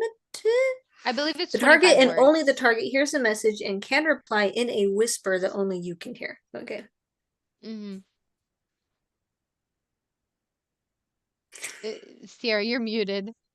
I'm That's still on mute. perfect. Sorry, because I was like, everyone can't hear me, so I was like, I'll just do everything miming it. Sorry, my bad. Which is totally cool. But you can hear me. I'm like, yes. And he was unnaturally rude to his dogs. They were good dogs. They were chasing a bad snake. Anyway, that's as much as we could communicate with that at that moment. Okay. What now? I have no form of communicating. My mouth is completely covered. My ears. So Merilla is going to cast message to Val, and she's going to say, "Babysitter, did you see what I saw? Ugly snake, slimy thing." And Val just nods his head in response. Val's actually also going to, because I felt like this would be appropriate for his character, since he's a rogue. He's actually going to start signing to see if anybody else understands sign language. Nope, sorry. Is this thieves' cant or sign language? Sign language. Okay. I mean, he does know thieves' Study. cant as well, but Study. I believe thieves' cant is a weird mixture of hand gestures and words. It's this weird. Yeah. If you it's think like English is code an ugly words and language, stuff. thieves' cant's even uglier. So Mhm. I DM because I can't question. understand what. Oh, sorry, Echo. You're good. Yeah. I'm gonna say, can I use minor illusion to just manifest the words I want to say as just like words floating in front of me? Sure. I'd say Yes. sure. Okay. Can I just say I'm gonna do that at this point because it's a cantrip and I can just do it? Oh yeah, you can keep casting it. Yeah, you can do that. Okay, cool. And now our D&D has subtitles. Subtitles. Yes, Nuri. The What I do to subtitles were communicate- invented. What, Nuri? My quill, I can write pretty much on any surface with my quill, and then like Mhm. change the colors of it and stuff. And so I'm gonna just like write on whatever's nearby, The like kind wall. of big writing. Yeah, and then when I'm done saying whatever I want to say, I can make the words disappear. Okay. And so I'm just like writing, graffitiing places, whatever So I what- try to say. All right. So, for those of you who can write like that, so like Echo and Sierra, you guys can talk, and we're gonna just assume that it's coming out loud, or like in those ways, pretty much. Written.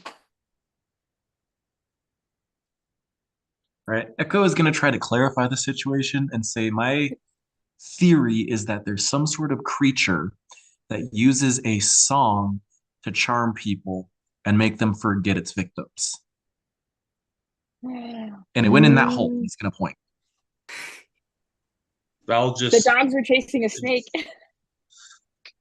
How big is the hole? It's small, like you could probably stick does your it- arm in there. Does it look like just a regular snake hole? It kind of does. Okay, that's kind of Emily, what Douse is leaning towards. you mentioned earlier that there was like some kind of like cave system or something underneath the town that Mhm. Al is aware of. I'll let you decide how knowledgeable he is, but it sounded like you made it sound like he was knowledgeable of some kind of either cave system or reservoir or some kind of underground shenanigan thing. Yeah, so there's like a mine where they like have mine clay and stuff for like buildings. Um, they also like have wells and stuff like that to get to Okay. underground wells. You know where the entrance of the mine is. It's on the outskirts of town. And you Okay. know that there would be some sort of like small little cave system there, but Okay. Well, he's just thinking we obviously can't follow it down this hole unless somebody's got mold earth as a spell, but so okay. I'm guess would Echo have been with Val when we visited Upon the Dragonville mention of before? mold earth, Echo is going to look to Dusty and raise an eyebrow.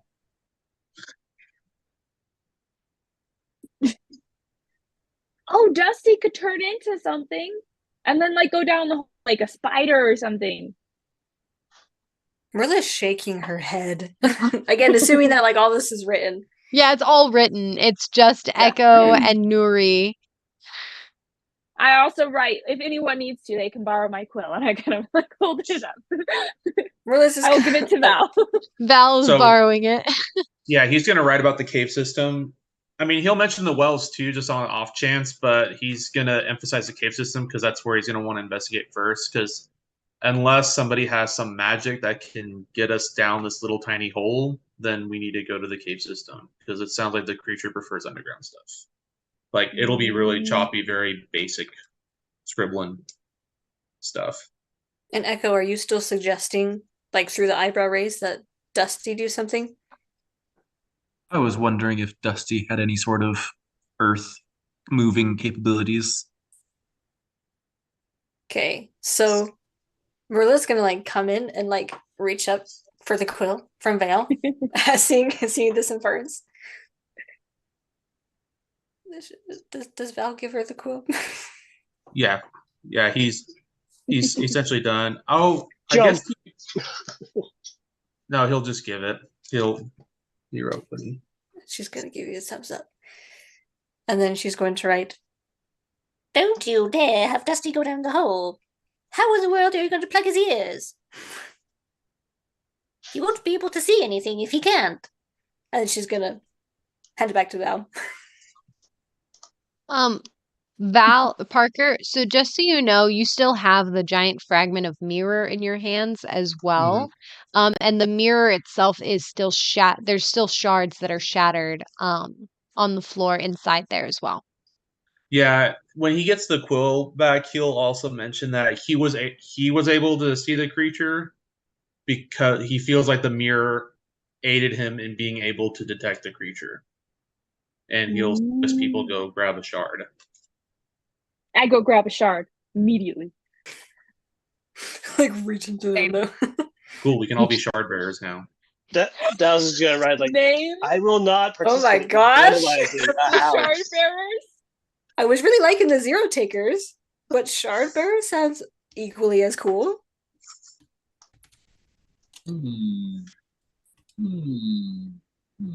Dusty gestures to his bag with his arm. He like looks over towards the mirror and then he's like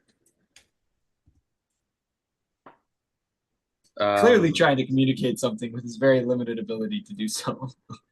I Val- just quill. I'll just take the quill from Val and put it in Dusty's hand, and then I'll cover Dusty's ear. He like nods like slowly, and he writes out, "I'm gonna need one of those shards to see them too. If someone could put it in my bag, that would be perfect." I'm gonna take some bread out of my bag that I've been tearing out of, and I'm gonna squish them up, and I'm gonna be like, "Put them in your ears." So if you do that, he's gonna like put both his hands on his ears, and he's gonna like pull away from you. He's like, and he visibly like he looks around and he shakes his head. Oh, I nod. I eat the bread. Merilla almost looks sad. No, I'm kidding. She does.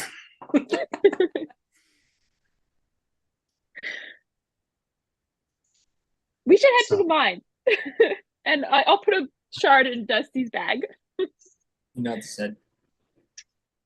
Yeah, Alright. Val will.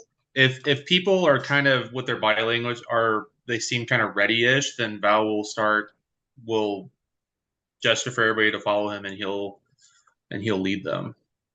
So Okay. Douse, because he's Douse given would up on sign be- language, and somebody understands it. Sadly, Douse would be audible about or he's gonna take the quill to write down his response, which is like he's clearly annoyed with the group. He's like, that is clearly a snake hole, and you guys have vandalized a house. You have one more strike, because I am very annoyed with, like, you guys are being ridiculous and are going crazy. I'll take Message the quill back. Douse. You're going crazy. She's gonna stop off after that. As Hands the back man the who quill, spent and the then he whole drops last fight the fighting shake water. water, so he no longer has the headphones. He's like, you guys are nuts. I'm not having any of this. I'm like, Douse, Mars. no, Douse, watch. It's okay to vandalize the house. And I just wave my hand and all the ink disappears. It's all gone. You still have And- broken shards of a mirror from inside the house. Amaris is gonna look at Dane. Amaris is gonna look at Douse and just be like, "So who are you to give out strikes to us?" Like that's the look that she's giving him. Let's go. Not so. I mean, he's giving you strikes because he's getting tired of everybody being ridiculous. Are you guys He's gonna like, head to the mines? I might just Yeah. leave. Is his thought process. This is all happening as you guys are just walking to the mines. I'm keeping an eye on Douse, and if he tries to leave, I'm gonna like try and grab him and drag him along, like I try mean, to he ear did something voice- like a mom with a child. I guess Okay. he did voice. He was probably like, I might, like, you guys are driving me nuts. I don't know if I can handle this kind of, if this is how the missions go, kind of a thing. And I'm like, you're coming with us, not letting you out of my sight, boy. Alrighty. So you guys make it to the mine entrance. And it looks like there's no one around. You would know that usually there's at least like a guard here, Val. But there's no one there. yeah, because they don't have enough people. Yeah. anymore.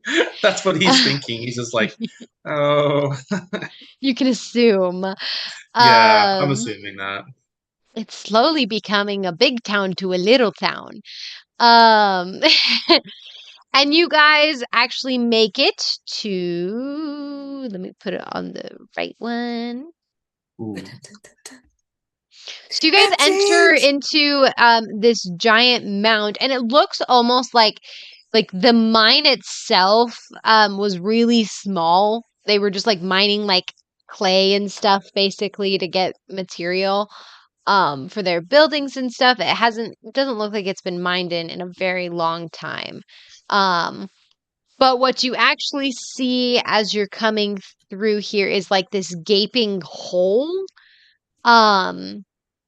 And as you kind of like go into it's like huge. It's a big hole that you guys can travel down into. And it leads into this like tunnel system, underground tunnel system that kind of leads underneath the city. Are you guys going to enter? Yep. Val has dark vision, so Okay. Merilla is going to Amaris. cast Touch a Brooch and cast Light and follow after Val. Okay, hold I on. don't need Before dark you vision guys anymore. before you guys go, Merilla, let me give you your light and give you control over that. Merilla, there we go. So now you can control your little light thing. And if you click on the token and you click the settings, you can click tint color and you can change the color of it if you want. Which is fun. And then Val, you said you have dark vision. I do have dark vision. Yep. Okay, let me add that to I your have dark character. vision as well. I'm just gonna stick with Merilla. I Oh ain't wait, got no dark hold vision. on. Night vision distance, that's 60 feet. Save. Okay. Yes. So what you see in this tunnel as you come in is you see like some bones littered about. Not a ton.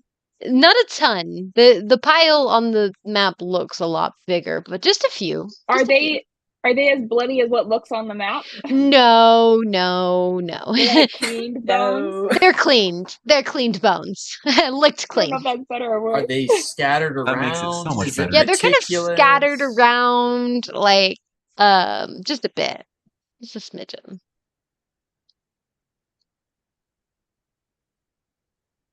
So you guys can Echo has start dark moving vision around. too, by the way. Oh, How Echo do has you want dark to rule vision. that with the lighting? Well, so I can actually give your token night vision. Can you see now? Okay, perfect. I gave you night vision. And then there's also the light that Merilla has. Do you guys have the light emitting from that? Okay. All right, so Val, you enter into this next room. Merilla is Yay. with Val, not so much because she's brave, but because she's scared. Okay. Got some terror. Alrighty. So you guys enter into this room. You see more littered bones about. That's about it. It's just all this dirty, dark, dusty tunnel. So all the like brown splotches you see on the ground, it's just because I was trying to make it look like dirt. So I think Val is going to, because he's a rogue, he's gonna do some sneaky sneak. So sneak. he's gonna try to gesture to everybody that he's gonna scout the next rooms real quick to see what's. What are you gesturing?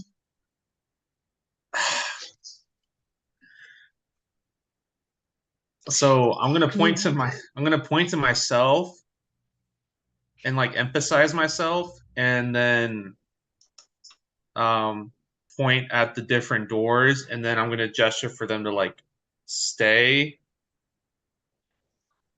Like that's what I'm doing. Okay. As he does that, Merilla is going to be like, glance over at Echo to see what Echo is doing. Nuri, you said that you have an affinity for necromancy, didn't you? This all writes in the air. A little. They're like right on the front of my book. Nobody panic at what I'm about to do. Echo walks up to the nearby pile of bones, and he's gonna cast Speak with the Dead on one of them. I immediately study everything he's doing. Okay. So it's not like a full skeleton here. I believe you still need like a working jaw with Speak with the Dead.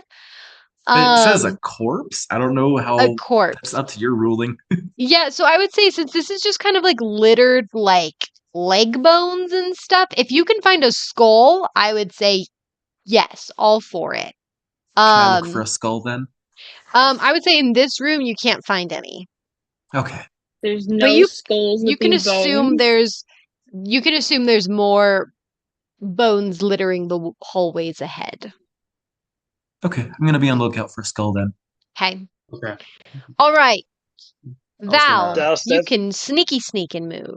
Douse, Yeah, yes. let me roll. I'm guessing you want me to roll stealthy here real quick. Yes. Stealth here real quick. Douse, what were you saying? Douse will look for any animal tracks on the Rip. floor because seeing the bones, he's going to assume that we may be encroaching on a wild animal. Okay, roll survival. And Val, what'd you get for sneak? 14. 14. Okay, awesome. All right, now you can just move your token. So hold on, I gotta. That is a 21. For survival. Okay. You notice lines of like a very thick snake almost. Like a trail almost, but it's like big, like as wide as Dusty's torso.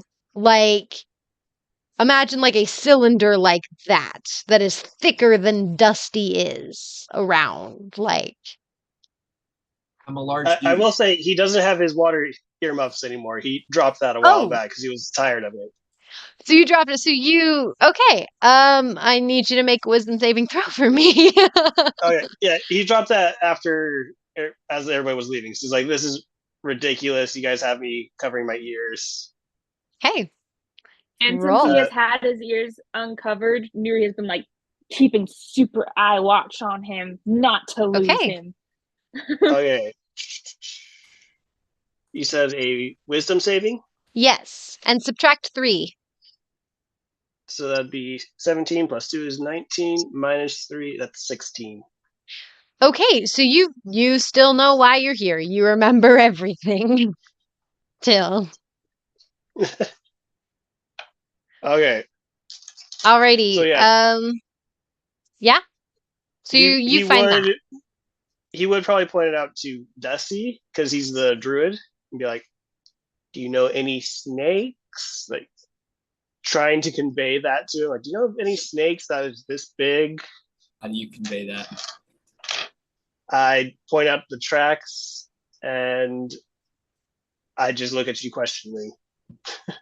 Okay. He's gonna look down and see if he can, without removing his hands from his ears, he's gonna try and determine what kind of an animal could make that. Either a really big snake or something you don't know. I mean, you could assume that if it was a super big scorpion, maybe their tail could make that, but you would see like markings of like little like prods in the ground on either side of it to show like the other legs of the scorpion. So But his yeah, that'd be it. his ears are covered. Douse's ears are not covered, so he's gonna speak to him and he's gonna say, it's if you're wondering what that could be, I'm at a bit of a loss. I have a couple guesses. Maybe a big snake, scorpion, maybe dragging its tail, a big scorpion. Or I honestly have no idea. It could be something I have no idea about. I haven't seen tracks this big before on a normal animal. And he kind of shrugs. All right, Douse will kind Val. of just give him a knowledgeable nod, like finally something logical. Okay. All right, Val. No, Oh, sorry, Merilla? I was just gonna poke fun. I'll talk. We'll skip it. Okay. All right, we're gonna go back to Val real quick. As you continue searching, are you following around the hallway? Doing your Yes. sneak? Okay. Yeah, I'll keep going until I see something of note, like another room or something like that. He's not trying to go he's trying not to go as any farther than needed. Okay. That So makes currently sense. you're walking down this hallway and you can see this open up Oh, to where like a am I? room there. So you Yeah, can so kind I of would go stay to that in- room. Yeah, so I would try to kind of stay in the hallway Okay. type thing. Just enough to get an idea of what I'm seeing. It looks like I just ran into a Like the wall. yeah. Okay. Yeah, so you can kind of see up ahead there looks to be a room in there. And I don't know if you caught a glimpse of it, a corner of almost like a chest of some sort. Oh, chest. Hmm. Ooh, ruby. Just kidding. Mimic.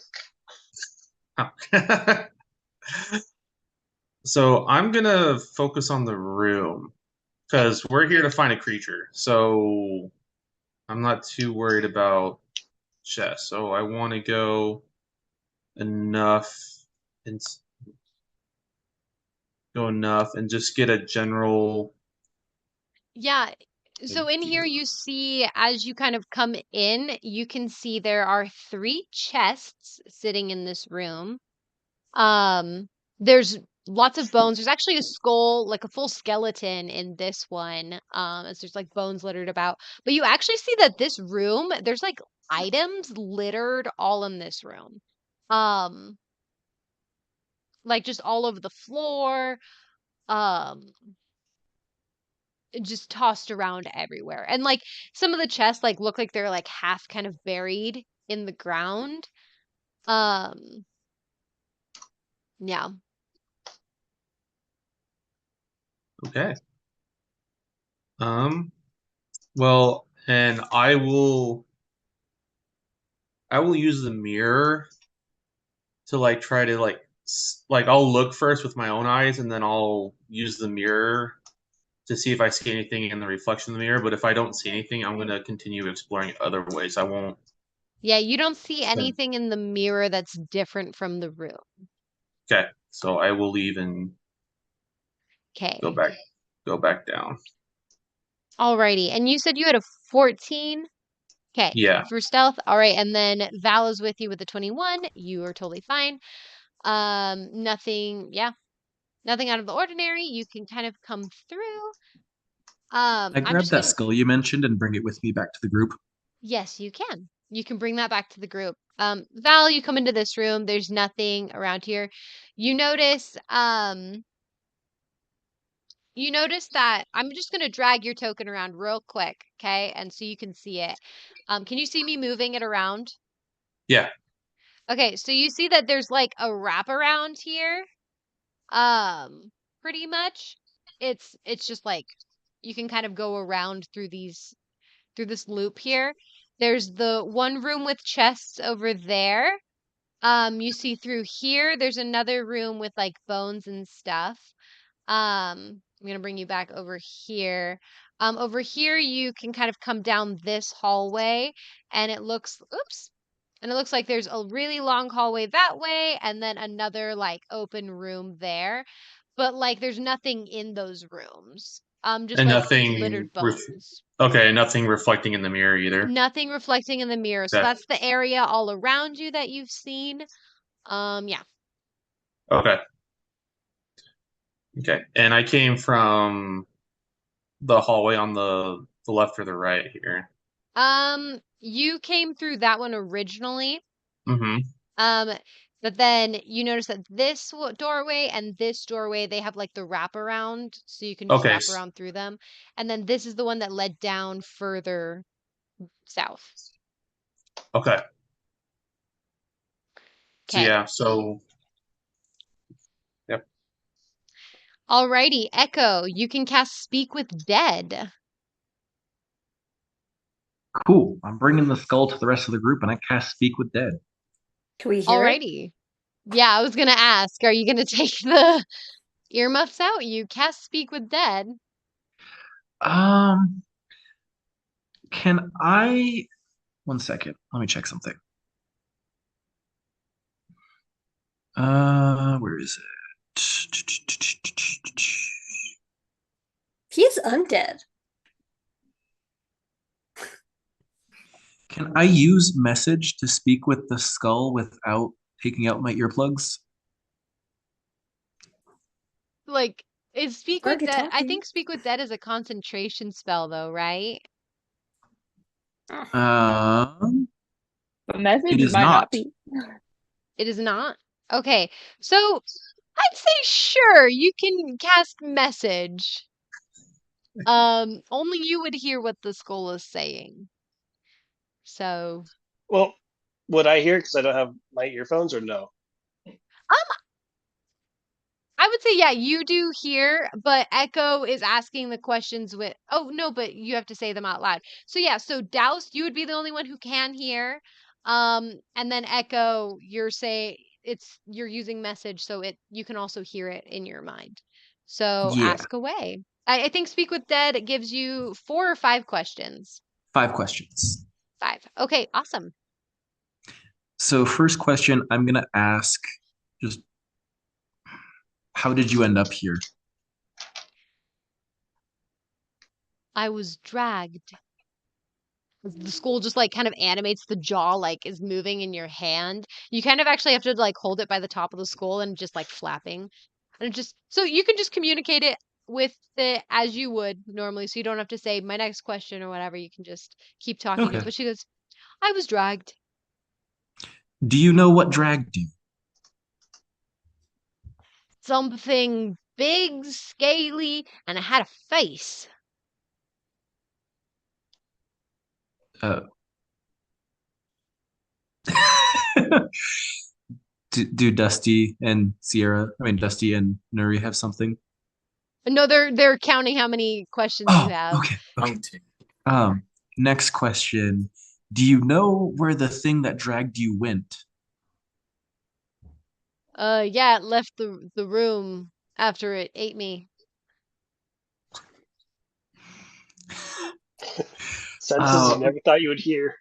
What is your name? Jezebel. Didn't even stand a chance.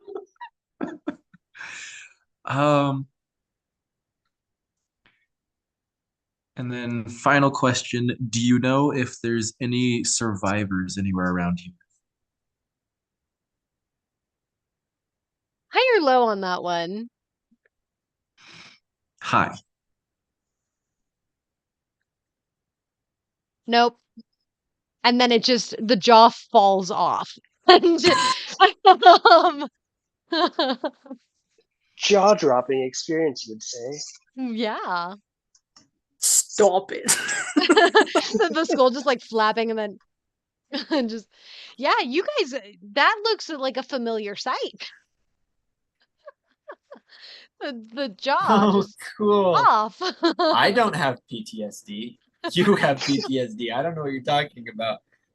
Okay, so what are you guys going to do at this point after you've cast that I'm gonna Yeah. relay any information to the party. with your illusory script? Yes. Yeah. Actually, I can't believe Val wasn't doing this before. I feel like he would have done this earlier as he was sneaking around, but I forgot. So, at the very least, at this point, he's gonna pull out his lantern Mhm. and light it. Okay. Let me look at the classification of this real quick. Cool. And it's for monstrosities, right? Yep. And it'll glow like it'll glow like a specific color if there's one nearby, right? Yeah, it'll I can double check here. Yeah, Okay. let's see, lantern. Your lantern that's normally glowing this like soft pale light when you have it. Yeah, we're gonna close up here in just a sec. It so it glows with this soft pale light as it normally does as you begin to unshutter it. As now the party you understand what's going on, all the information has been relayed. And it sparks a red color.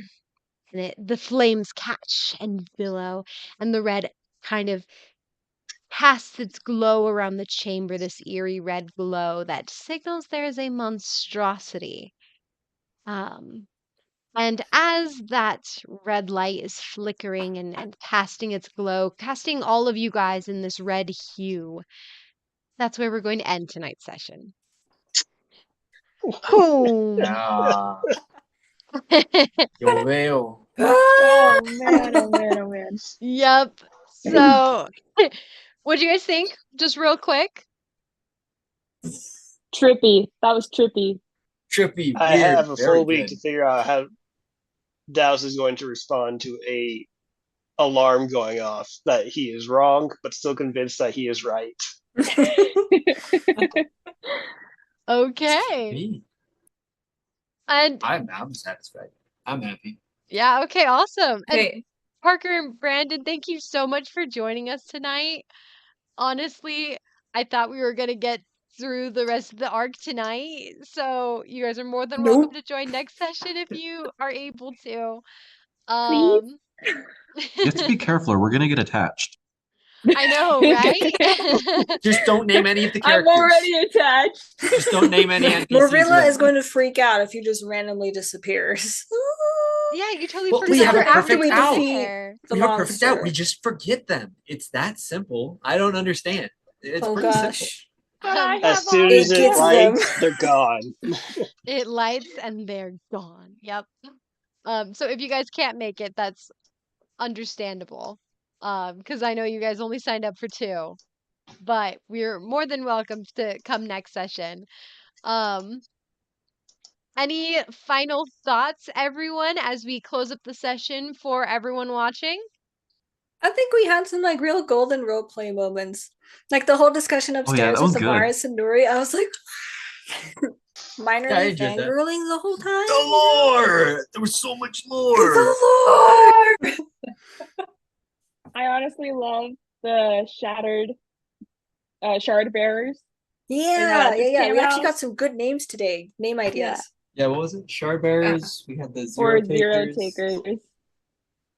Well, I was actually trying. I don't know if some people picked up on it. When I said Charbearers, I was kind of thinking Cosmere with Brandon Sanderson. I Yeah, I was got thinking that. about Okay. I got that. I Sorry. did not get that at all. The Yeah, Stormlight so- Archives, if I remember correctly. Stormlight, yeah. Yeah. So it's copyrighted. Yeah. Darn. Okay. Aw, come Zero on. takers! Old Brandon It's, wouldn't mind. it's not copyrighted if you're not like pulling it from that. Like you guys are like Oh, yeah, you yeah, can yeah, I call know, I was yourselves just the joking. Shard Right. Bearers if We've you said want. it, and so We- now it is. Now it is. It could be, we could be the skull takers. Because now we've had a skull. The house Jaw vandals. droppers. Because We we wrote on didn't the take house. it, Echo did. Skull. The jaw-dropping shard bearers. So Who as takes soon 0? as Brandon was casting Speak with the Dead, I just kept thinking of the trailer for the new D&D movie, like just Oh my playing gosh, through yes. my head. And that's why I was like, okay. Like Yes. as soon as it like dropped, I was like, okay, somebody grab a shovel. Yes. I understood that reference. Oh gosh, So I love excited for that to come out. Alrighty. Well, I'm if that's still all the inclined to last minute boycott. thoughts, we're going to say thank you to everyone who was watching the stream tonight. Those who decided to start following our adventure, we are super excited to have you come along. And check in next week for next week's session. With that, we love you guys. Bye.